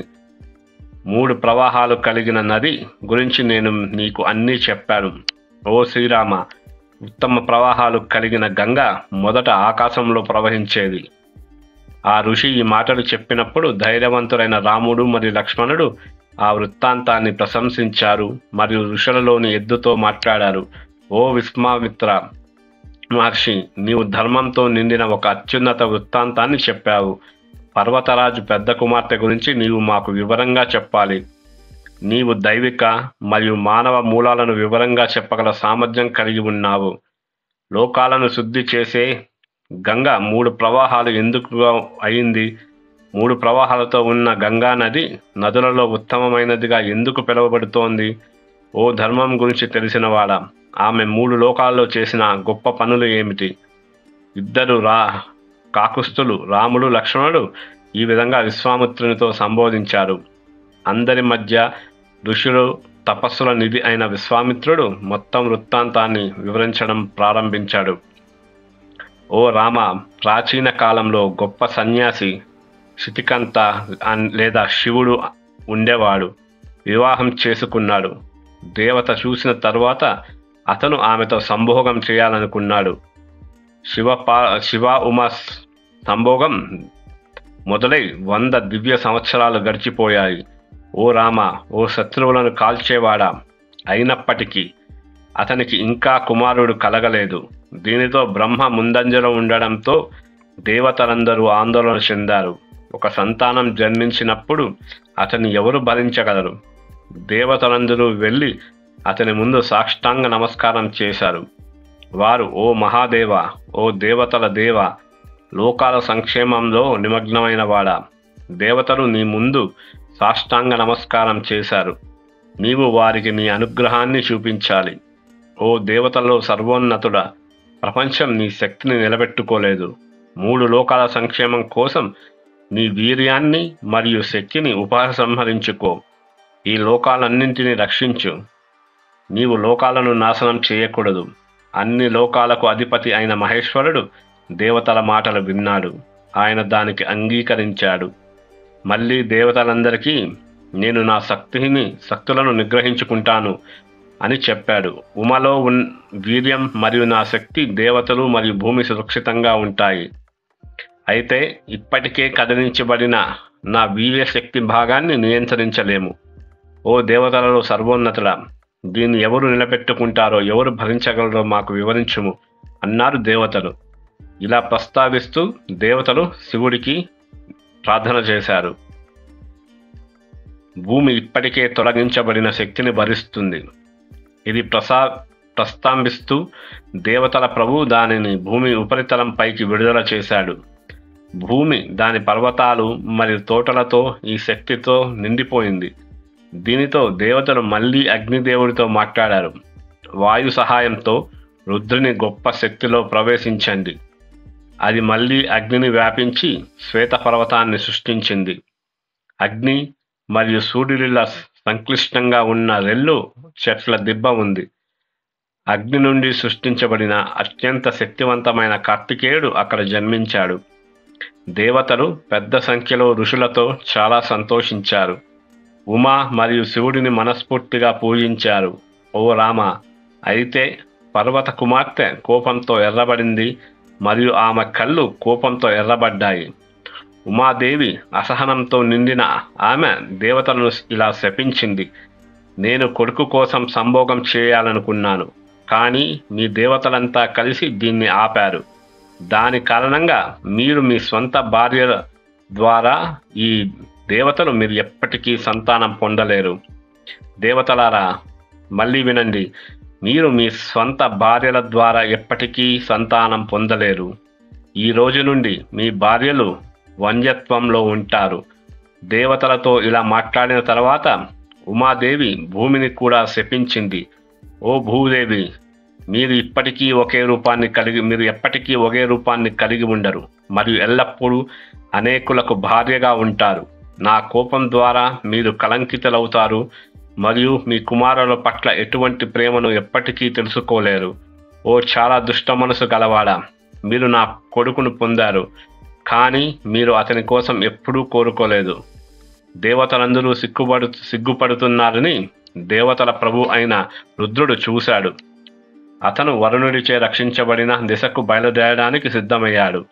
అతను ఉత్తర పర్వతాల వాలులకు వెళ్ళి అక్కడ తపస్సు చేశాడు. మహేశ్వరుడు మరియు దేవతల శక్తి ద్వారా హిమాలయాలలో ఒక శిఖరం సృష్టించబడింది. ఓ రామ, పర్వత కుమార్తె గురించి నేను నీకు వివరంగా చెప్పాను. లక్ష్మణుడితో ఇప్పుడు గంగా నది మూలం గురించి వినండి. పురాతన కాలంలో దేవతలు ఈ విధంగా తపస్సు చేశారు.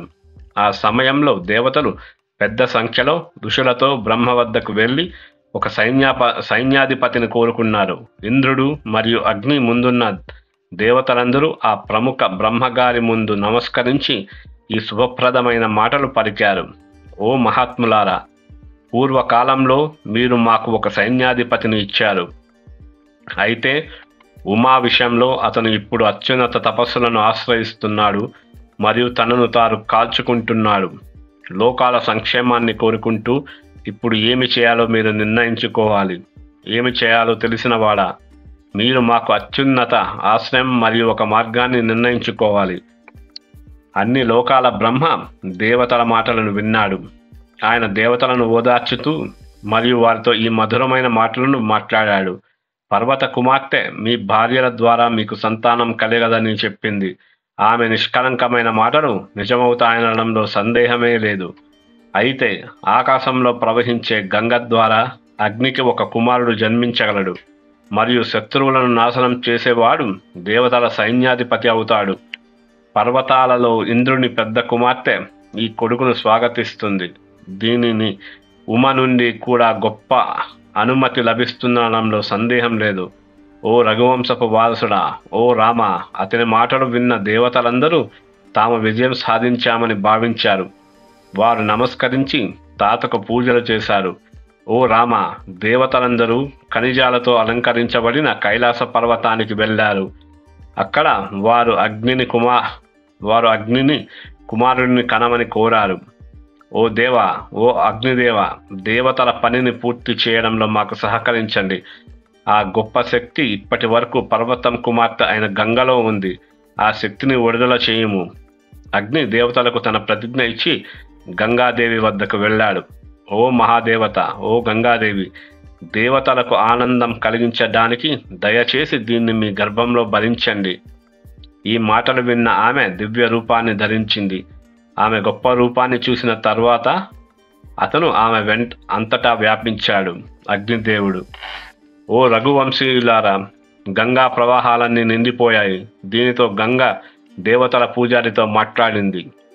దేవతల పూజారి అగ్ని, ఓ దేవా, నీ శక్తి చాలా శక్తివంతమైనది మరియు నేను దానిని భరించలేను. నేను అగ్నిచే కాల్చిపడుతున్నాను మరియు నా ఇంద్రియాలు బాధించబడుతున్నాయి. అన్ని దేవతలు మరియు అగ్నిదేవుడు గంగతో ఇలా మాట్లాడారు. పిండాన్ని హిమాలయ పర్వతాల దిగువన నిక్షేపం చేయండి. ఓ మచ్చలేనివాడ, అగ్ని మాటలు విన్న గంగ ఆ ప్రకాశవంతమైన పిండాన్ని గొప్ప శక్తితో దారులుగా విడుదల చేసింది. కరిగిన బంగారు రంగుతో ఉన్న ఆ ప్రవాహం హిమాలయాలలో ఎక్కడ విడుదలైందో పవిత్ర భూమి మెరుస్తూ బంగారు రంగులోకి మారింది. దేవతల మధ్య ఘర్షణ నుండి రాగి మరియు ఇనుప ఖనిజం కూడా ఉత్పత్తి అయ్యాయి. మిగిలి ఉన్న మరికొన్ని ఖనిజాలు అయ్యాయి. దీని నుండే భూమి అనేక రకాల ఖనిజాలను పొందింది. ఆ పిండాన్ని కిందకు విసిరేసిన వెంటనే ఆమె మెరిసే శక్తి ఆ పర్వతం అంతటా ఒక బంగారు తోటను సృష్టించింది. ఓ రాఘవ, ఓ పులి, అప్పటి నుండి అగ్ని లాంటి రంగుతో బంగారాన్ని జటారూప అని పిలుస్తారు. కుమారుడు జన్మించినప్పుడు ఇంద్రుడు అనేక మంది మరుత్తులతో అతనికి పాలు అందించడానికి కృత్తికలను నిశ్చితార్థం చేసుకున్నాడు. అతను జన్మించగానే వారు ఒక అద్భుతమైన ప్రతిజ్ఞ చేశారు. అతను మన కుమారుడు. దీన్ని నిర్ణయించిన తరువాత వారందరూ అతనికి పాలు ఇచ్చారు. దీని కారణంగా దేవతలందరూ ఈ కుమారుడు కార్తికేయ అని పిలువబడతాడు మరియు అతను 3 లోకాల్లో ప్రసిద్ధి చెందుతాడు అనడంలో ఎటువంటి సందేహము లేదు. గర్భం నుండి తొలగించబడిన పిండం చాలా అందంగా ఉంది మరియు అగ్నిలాగా ప్రకాశించింది. ఈ మాటలు విన్నప్పుడు వారు దానికి స్నానం చేయించారు. ఓ రామ, అదృష్టవంతుడైన కార్తికేయుడు అగ్నిలాంటి వాడు. అతను గర్భం నుండి స్రవించబడినందున దేవతలు అతన్ని స్కంద అని పిలిచేవారు. 6 కృత్తికల స్తనాల నుండి అద్భుతమైన పాలు స్రవించడం ప్రారంభించాయి మరియు స్కందుడు 6 ముఖాలను ధరించి అతను ఆ పాలను త్రాగాడు. ఒకే రోజులో ఆ స్కందుడు బాలుడిగా పెరిగాడు. ప్రభువు యొక్క శౌర్యం కారణంగా దైత్యులు సైనికులు అతన్ని అజేయుడిగా కనుగొన్నారు. అగ్ని ముందు భాగంలో ఉండడంతో పెద్ద సంఖ్యలో దేవతలు సమావేశమై కలంకం లేని మరియు ప్రకాశవంతమైన వ్యక్తిని దేవతల సైనికులు సైన్యాధిపతిగా నియమించారు. ఓ రామ, నేను గంగ గురించి మరియు స్కంద జననం యొక్క ఆశీర్వాదకరమైన మరియు పవిత్రమైన వృత్తాంతం గురించి మీకు వివరంగా చెప్పాను అని అన్నాడు విశ్వామిత్రుడు. కౌశికుడు అంటే విశ్వామిత్రుడు ఆ కథ గురించి రాముడికి మధురమైన స్వరంలో చెప్పాడు. అతను మళ్ళీ రాముడిని ఉద్దేశించి ఇలా అన్నాడు. పూర్వం అయోధ్యకు అధిపతిగా ఉన్న ఒక ధైర్యవంతుడైన రాజు ఉన్నాడు. అతని పేరు సాగరుడు మరియు అతని ఆత్మలో ధర్మం ఉంది. అయితే అతనికి సంతానం లేకపోవడంతో అతను సంతానం కోరుకున్నాడు. ఆమె అందంతో అరిష్టనేమి కుమార్తె భూమిపై సాటి లేనిది. ఆమెను సుమతి అని పిలుస్తారు మరియు ఆమె సాగరుడికి 2వ భార్య. ఆ 2 భార్యలతో రాజు హిమాలయాలకు భృగు ప్రస్రావన అని పిలువబడే పర్వతానికి వెళ్ళాడు. అక్కడ అతను తపస్సు ద్వారా తనను తాను హింసించుకున్నాడు. సత్యాన్ని నిలబెట్టే వారిలో అత్యున్నతుడైన భృగు మహర్షి 100 సంవత్సరాలు తపస్సుతో పూజింపబడిన తరువాత అతను సాగరుడికి ఒక వరం ఇచ్చాడు. ఓ నిష్కలంకుడా, నీవు చాలా గొప్ప సంతానం లభిస్తుంది. ఓ మానవులలో వృషభమా, ఓ లోకంలో నీకు అసామాన్యమైన కీర్తి లభిస్తుంది. ఓ కుమార, నీ భార్యలలో ఒక భార్య వంశాన్ని విస్తరించే కొడుకును ఉంటుంది. మరొక భార్య 60,000 మంది కుమారులను కంటుంది. రాజు భార్యలకు తన అనుగ్రహం చూపిన తరువాత అతను ఆ పురుషులలో పులికి ఇలా చెప్పాడు. చాలా సంతోషించి వారు నమస్కారం చేస్తూ చేతులు జోడించి, ఓ బ్రాహ్మణ, ఎవరికి ఒకే కొడుకు పుడతాడు? ఎవరు చాలామందికి జన్మనిస్తారు? ఓ బ్రాహ్మణ, మేము దీన్ని తెలుసుకోవాలనుకుంటున్నాము. నీ మాటలు నిజమవుతాయి. వారి మాటలు విన్న తర్వాత ధర్మానికి అత్యంత అంకితభావంతో ఉన్న భృగువు ఈ అత్యున్నతమైన మాటలు పలికాడు. ఇది నువ్వే నిర్ణయించుకుంటావు. వంశాన్ని విస్తరించే కొడుకు ఎవరికి కావాలి? అత్యంత బలవంతులు, ప్రసిద్ధులు మరియు గొప్ప ప్రయత్నాలు చేసే అనేక మంది కుమారులు ఎవరికి కావాలి? ఎవరికి ఏ వరం కావాలి? ఓ రఘువంశ వంశస్థుడా, ఓ రామ, రాజు సమక్షంలో ఋషి మాటలు విన్న కేసిని వంశాన్ని విస్తరించే కొడుకును కోరుకుంది. సుమతి, సుపర్ణ సోదరి, కృషిలో గొప్పవారు మరియు ప్రసిద్ధులు అయిన 60,000 మంది కుమారులను కోరుకుంది. ఓ రఘువంశ వారసుడా, తన భార్యలతో రాజు ఋషి ముందు తల వంచి అతని చుట్టూ ప్రదక్షిణ చేసి తన నగరానికి తిరిగి వెళ్ళాడు. కొంత సమయం గడిచిన తర్వాత పెద్ద భార్య కేసిని ఒక కొడుకును కన్నది. సాగరుడు ఈ కొడుకు అసమంజ అనే పేరుతో ప్రసిద్ధి చెందాడు. ఓ పురుషులలో పులి, సుమతి ఒక కాయకు జన్మ ఇచ్చింది. ఈ కాయ ముక్కలైనప్పుడు 60,000 మంది కుమారులు ఉద్భవించారు. దాసులు వాటిని నెయ్యితో నింపిన కుండలలో పెంచి అక్కడ పెంచారు. చాలా కాలం తర్వాత వారు యువకులు అయ్యారు. మరొక చాలా కాలం తర్వాత ఈ కాయ కుమారులు 60,000 మంది అందమైన పెద్దవాళ్ళుగా అయ్యారు. ఓ పురుషులలో ఉత్తముడా, ఓ రాముడా, సాగరి కుమారులలో పెద్దవాడు పిల్లలను పట్టుకొని సరియు నది నీటిలో పడేసేవాడు. వారిని అక్కడ పడేసి వారు మునిగిపోవడం చూసి అతను ఎప్పుడు నవ్వేవాడు. అతను పౌరులను గాయపరచడంలో నిమగ్నమై ఉన్నందున అతని తండ్రి అతన్ని నగరం నుండి బహిష్కరించాడు. అయితే అసమంజకు అంశుమత్ అనే పరాక్రమవంతుడైన కుమారుడు ఉన్నాడు. అతను అన్ని లోకాలచే గౌరవించబడ్డాడు మరియు అందరితో ఆహ్లాదకరంగా మాట్లాడేవాడు. ఓ మానవులలో శ్రేష్ఠుడా, చాలా కాలం తర్వాత సగరుడు ఆలోచించి యాగం చేయాలని నిర్ణయించుకున్నాడు. ఈ విధంగా తన నిర్ణయం తీసుకున్న తరువాత వేదాల గురించి తెలిసిన రాజు యాగం చేయడానికి కర్మలను ప్రారంభించమని తన గురువులకు చెప్పాడు. విశ్వామిత్రుని మాటలు విని రఘువంశపు వారసుడు చాలా సంతోషించాడు. ఆ లెక్కింపు ముగిసిన తర్వాత అతను ఆ మహర్షితో మాట్లాడాడు. అతను అగ్నిలాగా ప్రకాశించాడు. ఓ అదృష్టవంతుడా, ఈ లెక్కింపు గురించి నేను వివరంగా వినాలనుకుంటున్నాను. ఓ బ్రాహ్మణ, నా పూర్వీకుడు యాగాన్ని ఎలా పూర్తి చేశాడు? విశ్వామిత్రుడు కాకుస్థను చూసి నవ్వి, ఓ రామ, మహాత్మ సాగరుడి గురించి వివరంగా విను. శంకరుని మామగారు హిమాలయాలు అని పిలువబడే పరమ పర్వతం. అతను వింధ్య పర్వతాన్ని సమీపిస్తాడు మరియు ఇద్దరూ ఒకరినొకరు చూసుకుంటారు. ఓ మానవులో సర్వోన్నతుడా, ఓ శ్రీరామ, వాటి మధ్య విస్తరించి ఉన్న భూములు యాగాన్ని చేసేందుకు చాలా ప్రశంసించబడిన ప్రాంతాలు. ఓ రామ, ఓ కుమార, సాగరుడి మాటలను అనుసరించి దృఢమైన విలుకాడు మహారథ అంశుమత్ గుర్రాన్ని పోషించాడు. యాగకుడు యాగం చేపట్టబోతున్న శుభదినాన వసవ స్త్రీ రాక్షస రూపాన్ని ధరించి యజ్ఞ గుర్రాన్ని దొంగలించాడు. ఓ కాకుస్థ, మహాత్మ యాగకర గుర్రం దొంగలించబడినప్పుడు పెద్ద సంఖ్యలో గురువులందరూ యజ్ఞకర్తతో మాట్లాడారు. ఇది శుభ సమయం, యజ్ఞ గుర్రాన్ని త్వరగా తీసుకురండి. ఓ రామ, దొంగను చంపి గుర్రాన్ని తీసుకురండి. యాగంలో ఏదైనా లోపం ఉంటే మనమందరం ఏదైనా దురదృష్టాన్ని ఎదుర్కొంటాము. ఓ రాజా, కాబట్టి యజ్ఞంలో ఎటువంటి బలహీనత లేకుండా వ్యవహరించండి.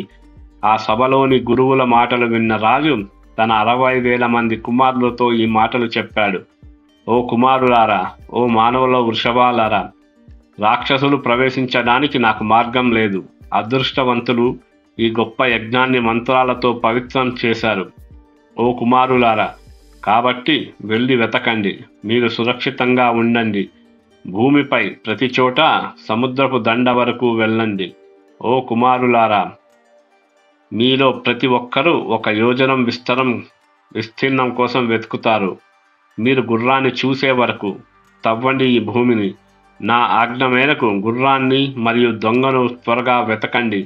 నేను నా మనవడితో పవిత్రం చేయబడ్డాను. ఓ అదృష్టవంతులారా, నేను గుర్రాన్ని చూసే వరకు నేను ఇక్కడే అందరు గురువులతో ఉంటాను. ఇలా చెప్పుకుంటూ అత్యంత బలమైన యువరాజులు తమ మనస్సులలో ఉల్లాసంగా ఉన్నారు. ఓ రామ, వారి తండ్రి మాటలతో ప్రేరేరింపబడి వారు భూమి ఉపరితలం పైకి చొచ్చుకుపోయారు. ఓ మనుషులలో పులి, వజ్రస్పర్శ వంటి ఆయుధాలతో వారు దానిని తవ్వారు. వారు వజ్ర వంటి అత్యంత భయంకరమైన నాగలి మరియు ఈటలను ఉపయోగించారు. ఓ రఘువంశపు వారసుడా, అలా బద్దలై భూమి కేకలు వేయడం ప్రారంభించింది. ఓ రాఘవ, సర్పాలు మరియు అసురులు వధింపబడ్డారు మరియు రాక్షసులు మరియు ఇతర అజేయ జీవులు కూడా వధింపబడ్డారు. ఒక గందరగోళ గర్జన మొదలైంది. ఓ రఘువంశపు వారసుడా, ఆ ధైర్యవంతులు 60,000 యోజనాలకు అద్భుతమైన రసతలం వరకు భూమిలోకి చొచ్చుకుపోయారు. ఓ పులి, జంబూద్వీపం పర్వతాలతో చుట్టబడి ఉండి మరియు ఆ రాకుమారులు దానిని ప్రతి చోట తవ్వారు. దీనితో దేవతలు, గంధర్వులు, అసురులు మరియు సర్పాలు భయపడి తమ మనస్సులలో బ్రహ్మ వద్దకు వెళ్ళారు. దుఃఖంతో కూడిన ముఖాలతో వారు మహాత్ముల అనుగ్రహాన్ని కోరుకున్నారు. చాలా భయపడి వారు బ్రహ్మగారితో ఈ మాటలు అన్నారు. ఓ బ్రహ్మదేవ, ప్రతి చోట సాగర కుమారులు భూమిని తవ్వుతున్నారు.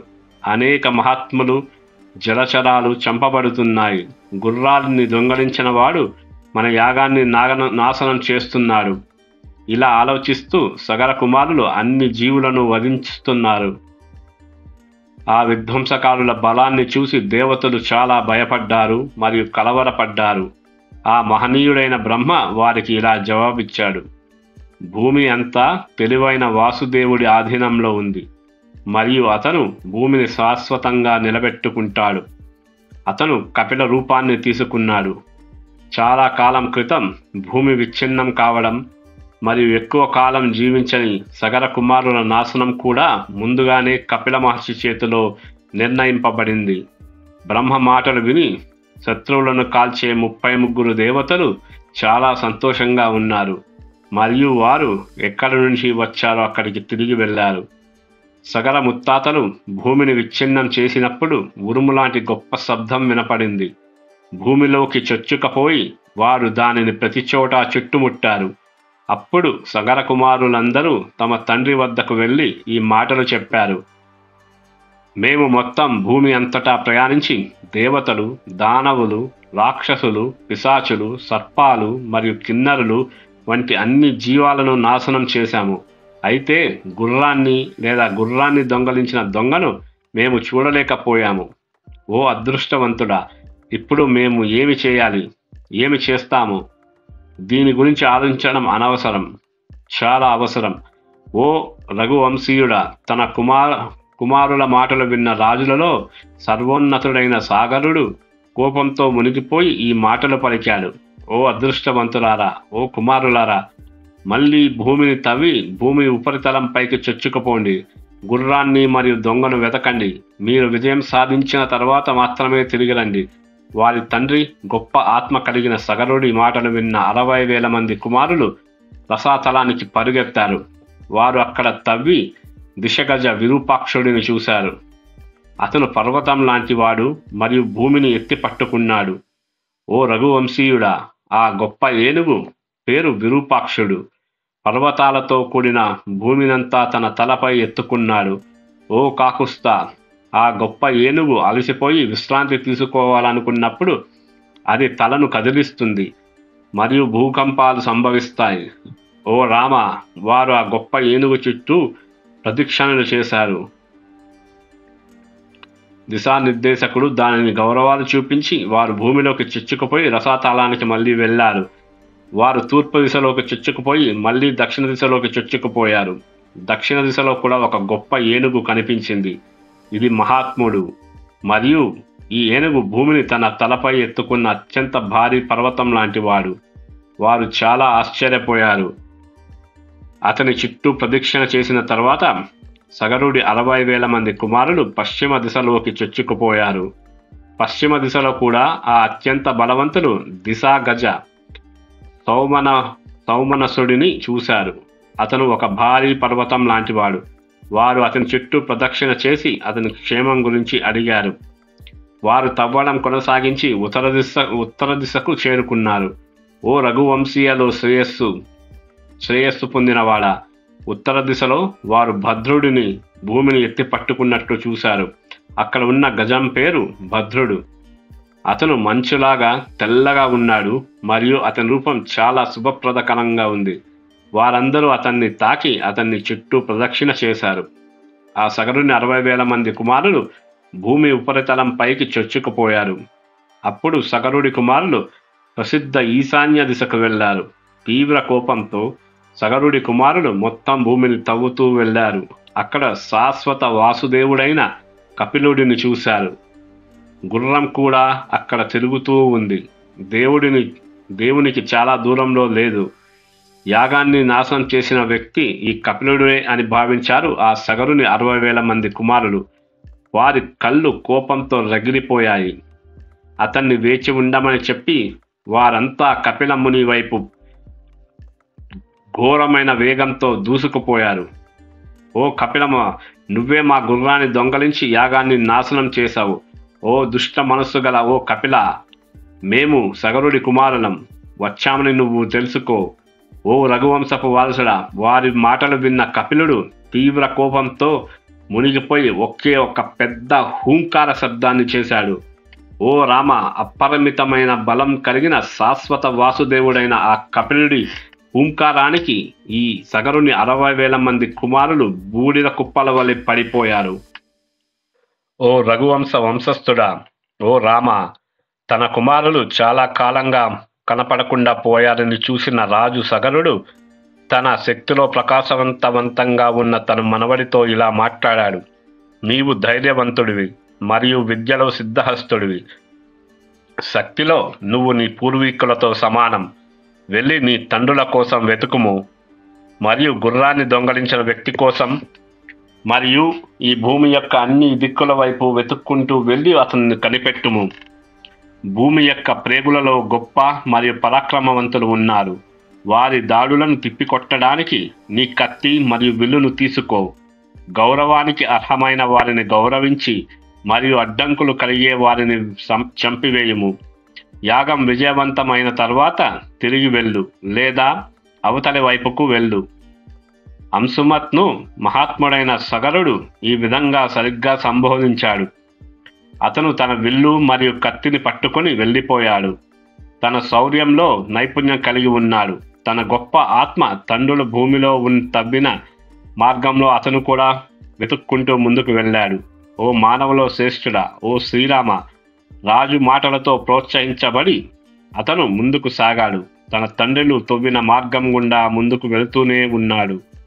దైత్యులు, దానవులు, పిశాచాలు, పక్షులు మరియు సర్పాలచే పూజింపబడే అపారమైన శక్తివంతమైన దిశగజుడిని చూశాడు. అతను అతని చుట్టూ ప్రదక్షిణ చేసి వారి సంక్షేమం గురించి అడిగాడు. అతని తండ్రుల గురించి మరియు గుర్రాన్ని దొంగలించిన వ్యక్తి గురించి అడిగాడు. అది విన్న ఏనుగైన దశగజ సంతోషించి ఈ మాటలతో సమాధానమిచ్చాడు. ఓ అంశుమత్, ఓ అసమంజ కుమారుడా, నువ్వు విజయం సాధిస్తావు మరియు గుర్రంతో త్వరగా తిరిగి వస్తావు. సముచితంగా తగిన క్రమంలో అతను అన్ని దిశగజలను అడిగాడు. అతని మాటలు విన్న వాక్చాతుర్యాన్ని సాధించిన దిశల సంరక్షకులు అతనిని మాటలతో సత్కరించి ప్రోత్సహించి నీవు గుర్రంతో తిరిగి వస్తావు అని అన్నారు. వారి మాటలు విన్న అతను తన పరాక్రమంలో నేర్పుగా ముందుకు సాగాడు. తన తండ్రులు సగరుడి కుమారులు బూడిదగా మారిన ప్రదేశాన్ని చేరుకున్నాడు. దీంతో అసమంజ కుమారుడు చాలా దుఃఖంలో మునిగిపోయాడు. వారి తండ్రులు చంపబడ్డారని చాలా దుఃఖంతో తీవ్రంగా బాధపడుతూ ఆయన చాలా బిగ్గరగా ఏడ్చాడు. గుర్రం తిరుగుతూ ఉండడం గమనించాడు. ఇదే ప్రదేశంలో చుట్టూ చాలా దూరంలో కాదు. దుఃఖం మరియు దుఃఖంతో నిండిన ఈ అంశుమత్ దానిని చూశాడు. యువరాజులకు జలకర్మలు చేయడానికి అపారమైన శక్తివంతుడు నీటి కోసం వెతికాడు, కానీ నీటి నిల్వలు దొరకలేదు. తిరిగి పక్షుల ప్రభువును చూశాడు. ఓ రామ, సుపర్ణుడు గాలి లాంటివాడు మరియు అతని తండ్రులకు మామ. వినత యొక్క అత్యంత బలవంతుడైన కుమారుడు అతనితో ఈ మాటలు అన్నాడు. ఓ మానవులలో పులి, దుఃఖించకు. ఈ వధను లోకాలు ఆమోదించాయి. అపరిమితమైన బలం కలిగిన కపిలుడు ఈ అత్యంత బలవంతులను కాల్చి బూడిద చేశాడు. ఓ జ్ఞాని, కాబట్టి మీరు వారికి సాధారణ జలకర్మల ద్వారా నీటిని అందించకూడదు. ఓ మానవులలో వృషభమా, గంగా నది హిమాలయాల పెద్ద కుమార్తె లోకాలను శుద్ధి చేయును. ఈ బూడిద దిబ్బలను శుద్ధి చేయును. ఈ 60,000 మంది కుమారుల బూడిదలను లోకాల చేత ప్రవహించే ఆ మహా ఉత్కృష్టమైన అత్యంత పవిత్రమైన గంగా నది జలంతో ప్రసవించినప్పుడు వారంతా స్వర్గానికి ఖచ్చితంగా వెళ్తారు. ఓ అదృష్టవంతుడా, ఓ మానవులలో వృషభమా, గుర్రాన్ని పట్టుకొని ఈ ప్రదేశం నుండి బయలుదేరు. ఓ ధైర్యవంతుడా, నీ తాతగారి యాగం జరిగేలా తిరిగి వెళ్ళు. సుపర్ణుడి మాటలు విన్న పరాక్రమవంతుడు మరియు అత్యున్నతమైన అంశుమత్ త్వరగా గుర్రాన్ని పట్టుకొని తిరిగి వచ్చాడు. ఓ రఘువంశపు వారసుడా, అతను పవిత్రుడైన రాజు వద్దకు వెళ్ళి ఏమి జరిగిందో చెప్పాడు. అతను సుపర్ణుడి మాటలను కూడా వివరించాడు. అంశుమత్ భయంకరమైన మాటలు విన్న రాజు ఆచారాలను అనుసరించి ఆచారాలను పాటిస్తూ యాగం చేశాడు. కోరుకున్న యాగం పూర్తి చేసిన తరువాత రాజు తన సొంత నగరానికి తిరిగి వచ్చాడు. అయితే గంగను ఎలా తీసుకురావాలో రాజు నిర్ణయించుకోలేకపోయాడు. చాలా కాలం తర్వాత కూడా రాజు ఒక నిర్ణయానికి రాలేకపోయాడు. 30,000 సంవత్సరాలు రాజ్యాన్ని పాలించిన తరువాత అతను స్వర్గానికి వెళ్ళాడు. ఓ రామ, సగరుడు కాల నియమాన్ని అనుసరించి బయలుదేరినప్పుడు సామాన్య ప్రజలు ధర్మం పట్ల అత్యంత అంకిత భావంతో ఉన్న అంశుమతుణ్ణి రాజుగా చేసుకోవాలనుకున్నారు. ఓ రఘువంశ వారసుడా, అంశుమతుడే అత్యంత గొప్ప రాజు. అతనికి దిలీప్ అనే పేరుతో ప్రసిద్ధి చెందిన గొప్ప కుమారుడు ఉన్నాడు. ఓ రఘువంశపు వారసుడా, రాజ్యాన్ని దిలీపునికి అప్పగించిన తర్వాత అతను హిమాలయాలలోని ఒక అందమైన గొప్ప శిఖరాన్ని చేరుకున్నాడు. అక్కడ అతను అత్యంత భయంకరమైన తపస్సుల ద్వారా తనను తాను హింసించుకున్నాడు. అత్యంత గొప్ప రాజు అయిన అంశుమతుడు 32,000 సంవత్సరాలు ఆశ్రమంలో తపస్సు చేశాడు. ఆ తపస్సుల నిల్వ ఇక తన శక్తితో స్వర్గానికి వెళ్ళిపోయాడు. అత్యంత శక్తివంతుడైన దిలీపుడు తన తాతల వధ గురించి విన్నాడు. అతను దుఃఖంతో బాధపడుతున్నప్పటికీ ఏమి చేయాలో నిర్ణయించుకోలేకపోయాడు. గంగా నదిని ఎలా నేను ఈ భూమిపైకి తీసుకురాగలను? వారి జలకర్మలు ఎలా చెయ్యాలి? వారు ఎలా గంగా నది ప్రవాహం చేత స్వర్గమునకు ఎలా వెళ్ళగలరు? ఇవే ఆయన ఆలోచించిన లోతైన ప్రశ్నలు. ధర్మంలో మునిగిపోయిన మనస్సుతో ఆయన ఎప్పుడూ దీని గురించి ఆలోచించేవాడు. ఆయనకు ధర్మానికి అత్యంత అంకితభావం కలిగిన భగీరథుడు అనే కుమారుడు జన్మించాడు. అపార శక్తివంతుడైన దిలీపుడు అనేక కోరదగిన యాగాలు చేశాడు. ఈ రాజు కూడా 30,000 సంవత్సరాలు రాజ్యాన్ని పరిపాలించాడు. అయితే వాటిని ఎలా రక్షించాలో రాజు నిర్ణయించుకోలేకపోయాడు. ఓ మానవులలో పులి కాలధర్మాన్ని అనుసరించి రాజు వ్యాధికి గురి అయ్యాడు. తాను చేసిన పనుల కారణంగా మనుషులలో ఎద్దు తన కొడుకు భగీరథుడిని రాజ్యంలోకి ప్రవేశపెట్టిన తర్వాత ఈ రాజు ఇంద్రలోకానికి వెళ్ళిపోయాడు. ఓ రఘువంశపు వారసుడా, భగీరథుడు ధర్మానికి అంకితభావం కలిగిన రాజర్షి. ఆ అపారమైన శక్తివంతుడికి సంతానం లేదు. అతనికి కుమారులు లేరు. ఓ రఘువంశపు వారసుడా, చాలా కాలం పాటు రాజు గోకర్ణలో తపస్సులు చేశాడు. అతను తన ఇంద్రియాలను జయించాడు. చేతులు పైకెత్తి నెల చివరిలో ఒక్కసారి మాత్రమే తినేవాడు. అతను పంచాగ్ని సాధనలు చేశాడు. అతను 1000 సంవత్సరాలు ఈ భయంకరమైన తపస్సులలో నిమగ్నమయ్యాడు. అన్ని విషయాలకు ప్రభువు మరియు దేవుడు అయిన బ్రహ్మదేవుడు చాలా సంతోషించాడు.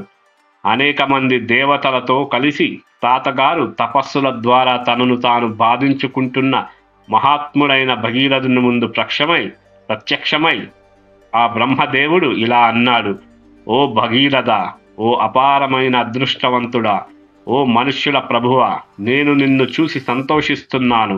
అద్భుతమైన తపస్సులతో నిన్ను నువ్వు హింసించుకున్నావు. ఓ వ్రతాలలో గొప్పవాడా, ఒక వరం త్వరగా కోరుకో. అపారమైన శక్తివంతుడు మరియు అదృష్టవంతుడు అయినటువంటి భగీరథుడు తన చేతులను జోడించి నమస్కరించి అన్ని లోకాల తాత అయిన బ్రహ్మతో ఇలా మాట్లాడు: ఓ బ్రహ్మదేవ, నువ్వు నా పట్ల సంతోషించి నా తపస్సు ఫలించినట్లయితే సగరుని కుమారులందరూ నా ద్వారా గంగా నది స్పర్శను పొందాలి. గంగా జలంతో చల్లిన వారి బూడిద కుప్పలు నా ముత్తాతలందరూ స్వర్గంలో తమ అంతిమ లక్ష్యాలను చేరుకోవాలి. ఓ బ్రహ్మదేవ, నాకు సంతానాన్ని కూడా ప్రసాదించు. ఈ ఇక్ష్వాకుల వంశంలో మా వంశంలో ఎవరూ ఇక లేరు. నేను కోరుకునే తదుపరి వరం ఇదే. ఈ విధంగా సంబోధించిన తర్వాత అన్ని లోకాల పూజ్యుడైన బ్రహ్మదేవుడు భగీరథునికి శుభకరమైన మరియు మధురమైన పదాలతో, మధురమైన అక్షరాలతో ఈ విధంగా జవాబిచ్చాడు: ఓ భగీరథ, ఓ రాజర్షి, ఓ మహారథ, నీ కోరిక గొప్పది. నువ్వు చాలా అదృష్టవంతుడివి. ఓ ఇక్ష్వాకుల వంశ విస్తరణకర్త, హిమాలయ గుండా ప్రవహించే గంగా నది హిమాలయాల యొక్క పెద్ద కుమార్తె. ఓ రాజా, భూమి గంగా నది అవరోహణను తట్టుకోలేకపోతుంది. ఓ రాజా, శివుడికి తన భార్యని మోసే పని ఇవ్వండి. ఓ ధైర్యవంతున, త్రిశూలాన్ని ధరించిన ఆ వ్యక్తి తప్ప ఎవ్వరూ కూడా గంగా నది శక్తిని తట్టుకోలేరు. ఆ భారాన్ని మోయగల మరెవరూ నాకు కనపడడం లేదు. ఈ విధంగా భగీరథుడితో మాట్లాడుతూ లోకాల సృష్టికర్త అయిన బ్రహ్మ గంగను ఉద్దేశించి ప్రసంగించాడు: ఓ రామ, దేవతల దేవుడు వెళ్ళిపోయిన తరువాత అతను తన బొటను వేలుతో భూమిపై నొక్కి అక్కడే నిలబడి 1 సంవత్సరం పాటు తపస్సు మళ్ళీ మొదలుపెట్టాడు. ఆ భగీరథుని తపస్సు సంవత్సరం గడిచిన తర్వాత అన్ని లోకాలచే పూజింపబడే ఆ ఉమాదేవి భర్త, ఆ మహాదేవుడు, ఆ పశుపతి అయిన శివుడు భగీరథుని ముందు ప్రత్యక్షమయ్యాడు.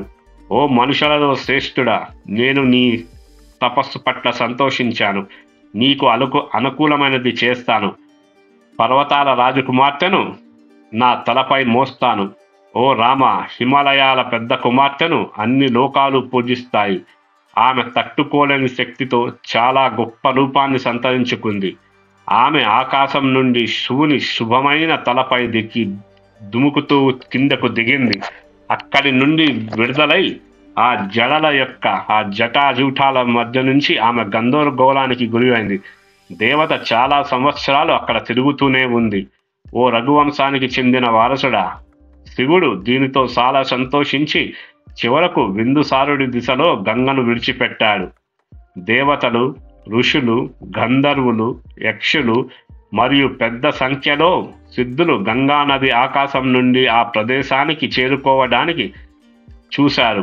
దేవతలు నగరాల వంటి అత్యుత్తమ గుర్రాలు మరియు ఏనుగులో కప్పబడిన దివ్య వాహనాలపై నిలబడి ఉన్నారు. భూమిపైకి గంగానది అత్యున్నత వేగంతో దిగడం చూసి చాలా ఆశ్చర్య సంబరానికి గురయ్యారు. వారు చాలా ఆశ్చర్యపోయారు. ఈ అనంత శక్తివంతమైన దేవతల శరీరాల నుండి ఆభరణాలు పడిపోయాయి మరియు ఆకాశంలోని మేఘాల మధ్య 100 సూర్యుడు మెరుస్తున్నట్లుగా ఉంది. పెద్ద సంఖ్యలో పందికొక్కులు, సర్పాలు మరియు చేపలు ఆందోళనతో చాలా కొట్టుకున్నాయి. ఆకాశం అంతటా మెరుపులు మెరుస్తున్నట్లు ఉంది. నీటి నుండి వేలాది నురుగులు చుట్టూ చిమ్మాయి. శరదృతువు ఆకాశంలో మేఘాలకు వ్యతిరేకంగా హంసల మంద విస్తరించి ఉన్నట్లు ఉంది. కొన్ని ప్రదేశాలలో ప్రవాహం వేగంగా కొనసాగుతోంది. మరికొన్ని చోట్ల అది వంపుల వెంట వంకర్లు తిరుగుతోంది. కొన్ని చోట్ల ప్రవాహం నిదానంగా మరియు నెమ్మదిగా ఉంది. మరికొన్ని చోట్ల అది అత్యంత వేగంగా కొనసాగుతోంది. కొన్ని చోట్ల నీరు నీటిపైకి దూసుకుపోయి ఉప్పొంగింది. అది ఒక్క క్షణంలో పైకి లేచి మళ్ళీ భూమిపై పడుతోంది. అది శంకరుని తల నుండి భూమి ఉపరితలం పైకి మరోసారి తొలగింపబడింది. అన్ని కళంకాలు లేకుండా మెరిసే నీరు స్వేచ్ఛగా గంగానది తిరుగుతూ ఉంది. పెద్ద సంఖ్యలో ఋషులు, గంధర్వులు మరియు భూమి నివాసులు భవుని శరీరం నుండి విడుదలైన పవిత్ర జలాన్ని తాకారు. శపించబడిన వారు మరియు ఆకాశం నుండి భూమికి పడిపోయారు. వారు ఈ నీటితో చల్లబడ్డారు మరియు అన్ని పాపాల నుండి శుద్ధి చేయబడ్డారు. ఆ గంగా జలము యొక్క తాకిడితో నీటితో శుద్ధి చేయబడిన వారి పాపాలతో వారు తమ ప్రకాశవంతమైన రూపాలను మళ్ళీ తిరిగి పొందారు. వారు మళ్ళీ ఆకాశం వైపుకు వెళ్ళి తమ సొంత లోకములకు తిరిగి వెళ్ళగలే శక్తిని పొందారు. సంతోషంగా ప్రపంచం ఆ ప్రకాశవంతమైన ఆ గంగా నీటితో తనను తాను చల్లుకుంది. పాపం నుండి శుద్ధి చేయబడి అందరూ ఆనందించారు. రాజర్షి అయిన భగీరథుడు ఒక దివ్య రథంపై కూర్చున్నాడు. ఆ మహాశక్తిమంతుడు ముందు వెళుతుండగా గంగా నది ఆ రాజర్షి అయిన భగీరథుని వెంట పరుగులెడుతూ వెళ్ళింది. ఓ రామ, దేవతలు, ఋషులు, దైత్యులు, దానవులు, రాక్షసులు, గంధర్వులు, యక్షులు, కిన్నరులు, పెద్ద సర్పాలు, అప్సరసలు అందరూ భగీరథుని రథం వెంబడి అనుసరించారు. జలచరాలన్నీ కూడా సంతోషంగా గంగాదేవిని అనుసరించాయి. భగీరథుడు ఎక్కడికి వెళ్ళినా నదులలో ఉత్తమమైన పాపాలను తొలగించే ఆ మహాదేవి గంగా నది భగీరథును అనుసరిస్తూ వెళ్తోంది. రాజు సముద్రంలోకి వెళ్ళి భూమి ఉపరితలం పైకి చొచ్చుకుపోయాడు. అక్కడ బూడిద దిబ్బలు ఉన్నాయి. తరువాత గంగా నది, ఓ రామ, ఆ బూడిదలను గంగా నది ప్రవాహం మొదలు పెట్టింది. ఆ బూడిద కుప్పలని ఈ మహత్తరమైన పాపాలను తొలగింపజేసే ఆ దివ్యమైన శ్రేష్టమైన గంగాజలం గంగా నది ప్రవాహంతో ఆ బూడిద కుప్పలన్నీ తడిచిపోయాయి. ఓ మానవుల్లో పురి, సగరుని 60,000 మంది గొప్ప ఆత్మలు కలిగిన కుమారులు రక్షింపబడి పాపాలను మొత్తం పోగొట్టుకుని ఆ కపిల మహర్షి హుంకారానికి బూడిద కుప్పలుగా పడిన ఆ సగరుని 60,000 మంది కుమారులు స్వర్గానికి వెళ్లే అర్హతను పొందారు. ఈ గంగా నది జలాల తాకిడి వల్ల ఆ బూడిద కుప్పలైన ఆ సగరుని 60,000 మంది కుమారులు స్వర్గానికి తన అద్భుతమైన కాంతి కలిగిన శరీరాలతో వెళ్తున్నారు. ఓ రాజా, భూమిపై ఈ సముద్రంలో నీరు ఉన్నంత వరకు, అప్పటి వరకు సాగర కుమారులు 60,000 మంది దేవతల లోకమైన స్వర్గంలో నివసిస్తారు. ఈ గంగా నది నీ పెద్ద కుమార్తెగా పిలువబడుతుంది. నీ పనుల కారణంగా ఆమె నీ పేరు ద్వారా భూమిపై ప్రసిద్ధి చెందుతుంది. 3 ప్రవాహాలతో కూడిన దివ్య గంగా నది భగీరథి అని కూడా పిలువబడుతుంది. ఆమెకు 3 ప్రవాహాలు ఉన్నాయి కాబట్టి ఆమెను త్రిపదగా కూడా పిలుస్తారు మనుషులు. ఓ మనుష్యుల ప్రభు, నీ పూర్వీకులందరికీ ఇక్కడ జలకర్మలు నిర్వహించండి. ఓ రాజా, నువ్వు నీ ప్రతిజ్ఞను ఈ విధంగా నెరవేర్చుకున్నావు. ఓ రాజా, నీ పూర్వీకులు ఎంతో గొప్పవారు. అయితే వారు ధర్మానికి అత్యంత అంకితభావంతో ఉన్నప్పటికీ వారు గంగను సాధించలేకపోయారు. కానీ భగీరథ, మీరు సాధించారు. ఆ విధంగా అంశుమత్ ఈ లోకంలో అనంతమైన శక్తివంతుడు. అయితే అతను కూడా గంగను దించే ప్రతిజ్ఞను నెరవేర్చుకోలేకపోయాడు. నీ తండ్రి దిలీపుడు కూడా విఫలమయ్యాడు. అతను కూడా రాజర్షి, కానీ తన గుణాలలో మహర్షి లాంటివాడు. క్షత్రియుల ధర్మంలో స్థిరపడిన తపస్సులో నాలాగే ఉన్నాడు. ఓ నిష్కలంకుడా, గంగను దించే కోరికను అతను కూడా నెరవేర్చుకోలేకపోయాడు. ఓ మానవులలో వృషభమా, అయితే నువ్వు నీ ప్రతిజ్ఞను నెరవేర్చగలిగావు. నువ్వు అత్యున్నత లోకాలను కీర్తిని పొందుతావు మరియు ఎంతో గౌరవించబడతావు. ఓ శత్రువులను నాశనం చేసేవాడా, గంగను దించే పనిని నువ్వు సాధించావు. ఓ భగీరథ, దీని కారణంగా నువ్వు చాలా ధర్మాన్ని పొందావు. ఓ మానవులలో సర్వోన్నతుడా, ఓ మానవులలో పులి, మీరు ఎల్లప్పుడూ ఈ నీటి స్నానంతో శుద్ధి చేసుకోగలుగుతారు. ఈ విధంగా మీరు పవిత్ర ఫలాలను పొందుతారు. ఇప్పుడు వెళ్ళి మీ పూర్వీకులందరికీ జలకర్మలను ఆచరించండి. ఓ రాజా, నువ్వు చాలా అదృష్టవంతుడవుగాక. నేను ఇప్పుడు నా స్వంత లోకానికి వెళ్తాను మరియు నువ్వు కూడా వెళ్ళాలి. దేవతల ప్రభు, అన్ని లోకాల తాత అయిన బ్రహ్మదేవుడు ఈ విధంగా చెప్పి సెలవు తీసుకున్నాడు. ఆ మహామహర్షి తాను వచ్చిన దేవతల లోకానికి తిరిగి వెళ్ళాడు. రాజర్షి భగీరథుడు సగరుని గొప్ప మహర్షి కుమారుల కోసం అద్భుతమైన జలకర్మలు సముచితంగా మరియు తగిన ఆదేశాన్ని అనుసరించి కొనసాగించాడు. నీటిలో స్నానం చేసి తనను తాను శుద్ధి చేసుకున్న రాజు తన సొంత నగరంలోకి ప్రవేశించాడు. ఓ మానవులలో ఉత్తముడా, ఓ రాఘవ, శ్రేయస్సు కోసం అతను తన సొంత రాజ్యాన్ని బాగా పరిపాలించాడు మరియు ప్రజలు తమ రాజును తిరిగి పొందినందుకు చాలా సంతోషించారు. అతను దుఃఖం మరియు ఆందోళన లేకుండా ఉన్నాడు. అతను సంపన్నుడు మరియు ధనవంతుడు. ఓ రామ, నేను నీకు గంగా గురించి వివరంగా చెప్పాను. ఓ అదృష్టవంతుడా, నువ్వు సురక్షితంగా ఉండు. సంధ్యా సమయం గడిచిపోతోంది. నేను చెప్పిన ఈ గంగా అవతార వృత్తాంతాన్ని చాలా ఆనందంగా విన్నావు మరియు కీర్తి, దీర్ఘాయుష్యు, స్వర్గం మరియు పుత్రులను తెలుసుకోగలుగుతావు. విశ్వామిత్రుని మాటలు విన్న రామలక్ష్మణులు చాలా ఆశ్చర్యపోయారు. రాముడు విశ్వామిత్రునితో ఇలా అన్నాడు: ఓ బ్రాహ్మణ, గంగా నది పవిత్ర అవరోహణ మరియు సముద్రం నిండిపోవడం గురించి నువ్వు చెప్పిన కథనం అద్భుతంగా ఉంది. సౌమిత్రితో నువ్వు మాకు చెప్పిన శుభకరమైన కథనం గురించి ఆలోచిస్తూ నేను రాత్రంతా గడిపాను. ఉదయం స్నానం చేసిన తర్వాత మెరిసే ఉదయం తెల్లవారుజామున శత్రువులను నాశనం చేసే రాఘవుడు మహారుషి అయిన విశ్వామిత్రుని ఈ మాటలు చెప్పాడు. ఓ అత్యున్నత కథనం విన్నప్పుడు ఆ గొప్ప రాత్రి గడిచిపోయింది. ఓ గొప్ప తపస్వి, నువ్వు మాకు చెప్పిన ప్రతిదాన్ని గురించి మేము ఆలోచించినప్పుడు ఆ రాత్రి అంతా ఒక్క క్షణంలో గడిచిపోయినట్లు ఉంది. ఇప్పుడు మనం ఈ ఉత్తమ నదులను 3 ప్రవాహాలతో కూడిన పవిత్ర నదిని దాటాలి.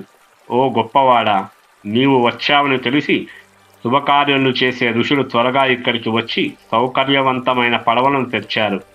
రాఘవుని మాటలు విన్న మహాత్ముడు రాఘవుడు మరియు అనేక మంది ఋషులతో నది దాటడానికి ఏర్పాట్లు చేశాడు. ఉత్తర తీరానికి చేరుకున్న తరువాత వారు ఋషులను పూజించారు. వారు గంగా ఒడ్డున ఉన్న విశాల నగరాన్ని చూశారు. రాఘవునితో ఋషులలో సర్వోన్నతుడు స్వర్గంలా దివ్యమైన అందమైన విశాల నగరం వైపు త్వరగా వెళ్ళాడు. అపార జ్ఞాని అయిన రాముడు నమస్కారం చేస్తూ తన చేతులు జోడించి గొప్ప ఋషి అయిన విశ్వామిత్రుడిని విశాల నగరం గురించి అడిగాడు. ఓ మహారుషి, విశాలుడు ఏ రాజవంశానికి చెందినవాడు? ఓ అదృష్టవంతుడా! నేను చాలా ఆసక్తిగా ఉన్నాను మరియు దీని గురించి వినాలనుకుంటున్నాను. రాముని మాటలు విన్న ఋషులలో వృషభం విశాలుడి గురించి పురాతన కథను చెప్పడం మొదలుపెట్టాడు. ఓ రామ, నేను విన్నదాన్ని వినండి. ఇది సక్రా గురించి శుభప్రదమైన కథ.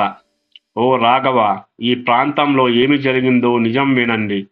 ఓ రామ, పూర్వం కృతయుగంలో దితి కుమారులు చాలా బలవంతులు. అదితికి అదృష్టవంతులు మరియు ధైర్యవంతులైన కుమారులు కలిగారు. వారు ధర్మానికి అత్యంత అంకిత భావంతో ఉన్నారు. ఓ పురుషులలో పులి, ఆ మహాత్ములు తాము ఎలా అమరులుగా ఉండవచ్చో, వృద్ధాప్యం లేకుండా మరియు వ్యాధి లేకుండా ఎలా ఉండవచ్చో ఆలోచించడం ప్రారంభించారు.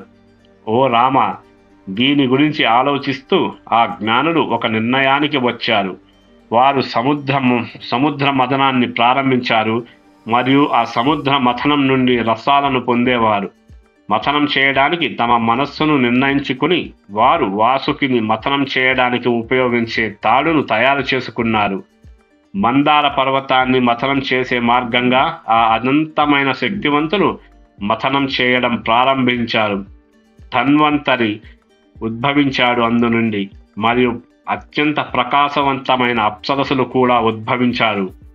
ఓ పురుషులలో ఉత్తముడా, నీటి రసాలను మథనం చేసినప్పుడు ఆ ఉన్నత స్త్రీలు జన్మించారు కాబట్టి వారిని అప్సరసలు అని పిలుస్తారు. 60 కోట్ల మంది అఖండమైన ప్రకాశవంతమైన అప్సరసులు ఆ మందార పర్వత మథనం నుండి ఉద్భవించారు. ఓ కాకుస్థ, వారి సేవకుల సంఖ్య అనంతం. దేవతలు లేదా దానవులు ఎవరూ వారిని స్వీకరించడానికి ఇష్టపడలేదు. వారు అంగీకరించబడనందున వారు సాధారణ మహిళలుగా పిలువబడ్డారు. ఓ రఘువంశపు వారసులారా, అపారమైన అదృష్టవంతురాలైన వరుణుడి కుమార్తె లేచి తాను అనుసరించాల్సిన మార్గాన్ని వెతకడం ప్రారంభించింది. ఓ రామ, దితి కుమారులు ఆమెను, వరుణుడి కుమార్తెను అంగీకరించలేదు. ఓ ధైర్యవంతులారా, అతిథి కుమారులు ఆ నిష్కలంకురాలిని అంగీకరించారు. తద్వారా దైత్యులు అసురులుగా మారారు మరియు అదితి కుమారులు సురులుగా మారారు. వరుణిని అంగీకరించిన తరువాత సురులు సంతోషించి ఆనందించారు. ఓ పురుషులలో ఉత్తముడా,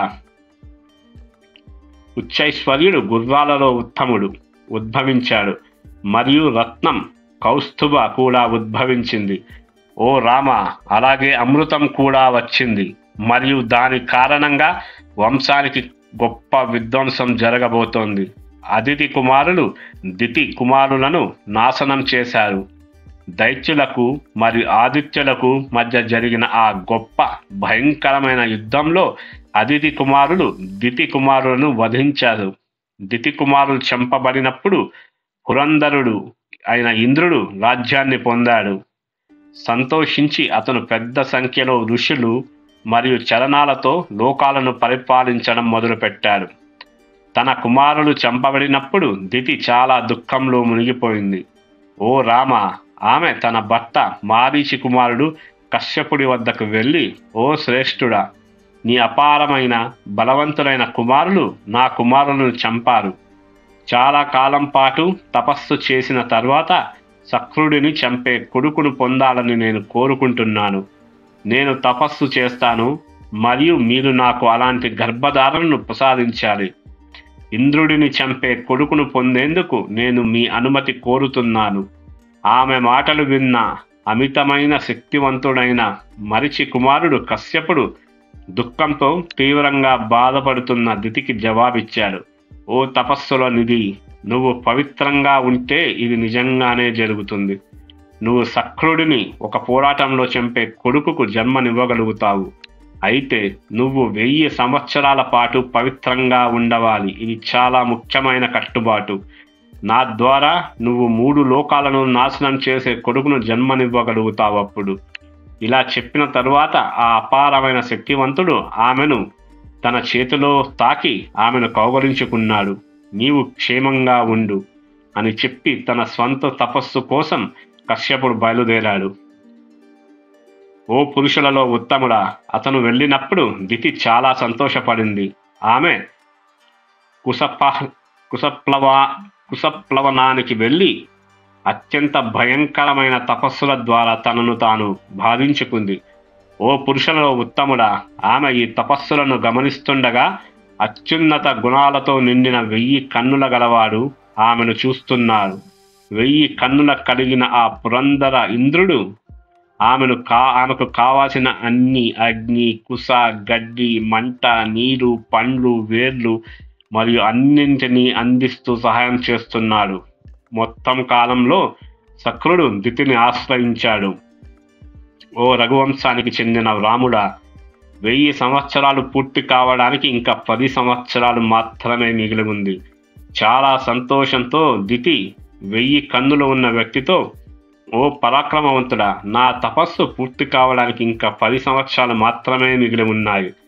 ఓ అదృష్టవంతుడా, ఇవి ముగిసిన తర్వాత నువ్వు నీ సోదరుడిని చూడగలవు.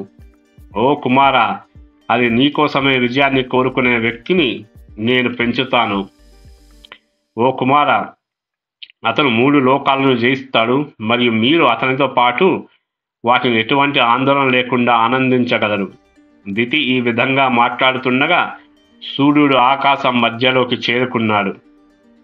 ఆ దితి తన తల ఉండాల్సిన చోట పాదాలను ఉంచి నిద్రపోయింది. ఆమె పాదాలు ఈమె తల ఉండాల్సిన చోట ఉండడంతో ఆమె అపవిత్రులుగా మారిపోయింది. దీనిని ఆ ఇంద్రుడు శక్రుడు గమనించాడు. ఆమె తల ఆమె పాదాలు ఉండాల్సిన చోట ఉందని చూసి అతను బిగ్గరగా సంతోషంతో దితి అపవిత్రురాలయ్యిందని, తన తపస్సు ఫెయిల్ అయిందని గమనించాడు. అత్యంత ధైర్యవంతుడు ఆమె పిండాన్ని 7 భాగాలుగా విభజించాడు. ఆమె శరీరంలోకి ప్రవేశించి 100 కీళ్లు కలిగిన వజ్రంతో ఆ శక్రుడు అనే ఇంద్రుడు పిండాన్ని చిన్నాభిన్నం చేశాడు. ఓ రామ, ఏడుపు మరియు విలపన శబ్దానికి దితి మేల్కొనింది. శక్రుడు పిండాన్ని ఉద్దేశించి, ఏడవకు ఏడవకు, అయితే అపారమైన శక్తివంతుడైన వాసవుడిచే చిన్నాభిన్నమై ఆ పిండము ఏడుస్తూనే ఉంది. దితి చాలా బాధతో అరిచింది, దానిని చంపకు, దానిని చంపవద్దు. తన తల్లి మాటలకు గౌరవం చూపడానికి శక్రుడు శరీరం నుండి కిందకి పడిపోయాడు. వజ్రాయుధాన్ని పట్టుకుని ఉన్న శక్రుడు చేతులు జోడించి నమస్కారం చేస్తూ దితితో ఇలా అన్నాడు, ఓ దేవత, నువ్వు అపవిత్రురాలివి అయ్యావు. నీ పాదాలు ఉండాల్సిన దిశలో నీ తలను ఉంచి పడుకున్నావు. శక్రుణ్ణి చంపేవాడిని కొట్టే అవకాశం నాకు లభించింది. ఓ దేవత, నేను దానిని 7 ముక్కలు చేశాను. నువ్వు ఈ చర్యను క్షమించాలి. పిండం 7 ముక్కలుగా విరిగిపోయినప్పుడు దితి చాలా దయనీయకరంగా బాధపడింది. ఆమె అజేయుడు మరియు 1000 కన్నుల కలిగిన వ్యక్తిని ఈ మాటలతో వేడుకుంది. నా నేరం కారణంగా పిండం 7 ముక్కలుగా విడిపోయింది. ఓ దేవతల ప్రభువా, ఓ బాల సంహారకుడా, దీనివల్ల నీకు ఏ పాపము అంటుకోదు. నా పిండం నాశనం అయినప్పటికీ నువ్వు నాకు అనుకూలమైనది చేయాలని నేను కోరుకుంటున్నాను. 7 కాలాలు 7 మరుత్తులు వేరువేరు ప్రదేశాలకు సంరక్షకులుగా మారాలి. ఈ 7 కుమారులు ఆకాశంలో గాలి భుజాలపై తిరుగుతారు. నా కుమారులు దైవ రూపంలో ఉంటారు మరియు వారు మరుత్తులుగా ప్రసిద్ధి చెందుతారు. వారిలో ఒకరు బ్రహ్మలోకంలో, మరొకరు ఇంద్రలోకంలో తిరుగుతారు. 3వది మరియు అత్యంత మహిమాన్వితమైనది ఆకాశంలో వీచే గాలిగా ప్రసిద్ధి చెందాలి. ఓ దేవతలలో శ్రేష్ఠుడా, 4వది నీ ఆజ్ఞను పాటించి దిశలలో తిరుగుతుంది. నీవు మరుత్తులని పేరు పెట్టి వారిని ఇలాగే పిలవాలి. ఆమె మాటలు విన్న 1000 కన్నులు గల పురంధరుడు చేతులు జోడించి నమస్కరించాడు. ఆ ఇంద్రుడు బాల సంహారకుడు దితితో ఇలా అన్నాడు, నీవు చెప్పినట్లే అంతా జరుగుతుందనడంలో సందేహమే లేదు. ఓ అదృష్టవంతురాలా, నీ కుమారులు దేవతల రూపంలో తిరుగుతారు. ఆ ఆశ్రమంలో తల్లి కొడుకులు ఇలా నిర్ణయించుకున్నారు. ఓ రామ, విజయం సాధించిన తరువాత వారు స్వర్గానికి వెళ్ళారని మనం విన్నాము. ఓ కాకుస్త, ఓ రామ, పురాతన కాలంలో ఇంద్రుడు నివసించిన దేశం ఇది. దితి తన తపస్సులో విజయం సాధించి ఆమెను పోషించింది ఇక్కడే. ఓ మానవులలో పులి! ఇక్ష్వాకుడికి ధర్మం పట్ల అత్యంత అంకితభావం కలిగిన కుమారుడు ఉన్నాడు. అతని తల్లి ఆలంబుష మరియు అతను విశాలుడిగా ప్రసిద్ధి చెందాడు. ఈ ప్రదేశంలో అతను విశాల నగరాన్ని నిర్మించాడు. ఓ రామ! విశాల కుమారుడు హేమచంద్రుడు అపార బలవంతుడు. దీని తరువాత హేమచంద్రుని కుమారుడు సుచంద్రుడు. ఓ రామ! సుచంద్రుని కుమారుడు ధూమ్రస్వుడు అనే పేరుతో ప్రసిద్ధి చెందాడు. ధూమ్రస్వునికి సృంజయుడు అనే కుమారుడు ఉన్నాడు. సృంజయ కుమారుడు అందమైన మరియు శక్తివంతమైన సహదేవుడు. కుశాశ్వకు సహదేవునికి కుమారుడు మరియు అతను ధర్మానికి అత్యంత అంకిత భావంతో ఉన్నాడు. కుశాశ్వకునికి అత్యంత శక్తివంతుడు మరియు శక్తివంతమైన కుమారుడు సోమదత్తుడు ఉన్నాడు. సోమదత్తుని కుమారుడు కాకుస్థుడు అని పిలువబడ్డాడు. అతని కుమారుడు అత్యంత ప్రసిద్ధుడు మరియు అజేయుడు. ఆ అపార శక్తివంతుని పేరు సుమతి మరియు అతను ఇప్పుడు ఈ నగరంలో నివసిస్తున్నాడు. ఇక్ష్వాకు అనుగ్రహం వల్ల విశాల రాజులందరూ గొప్ప ఆత్మీయులు, పరాక్రమవంతులు మరియు ధర్మానికి అత్యంత అంకిత భావంతో ఉన్నారు. వారికి దీర్ఘాయుష్యం ఉంది. ఓ రామ! మనం ఇక్కడ రాత్రి సంతోషంగా గడుపుతాము. ఓ మానవులలో శ్రేష్ఠుడా! రేపు ఉదయం మనం జనకుడిని చూడాలి. అపార శక్తివంతురాలు మరియు అత్యంత కీర్తివంతురాలు అయిన సుమతి విశ్వామిత్రుడు వచ్చాడని విన్నది. అది విన్న తర్వాత పురుషులలో ఉత్తముడు అతని స్వాగతించడానికి వచ్చాడు. తన పూజారులు మరియు బంధువులతో అతన్ని అద్భుతంగా పూజించాడు. అతని క్షేమం గురించి అడిగి అతను తన చేతులు జోడించి నమస్కరించి విశ్వామిత్రుడితో, ఓ ఋషి, నా రాజ్యానికి రావడం ద్వారా మీరు నాకు మీ అనుగ్రహాన్ని చూపించినందుకు నేను ధన్యుడిని. నేను ఇప్పుడు నిన్ను చూశాను. నాకంటే అదృష్టవంతుడు ఇంక ఎవరూ లేరు.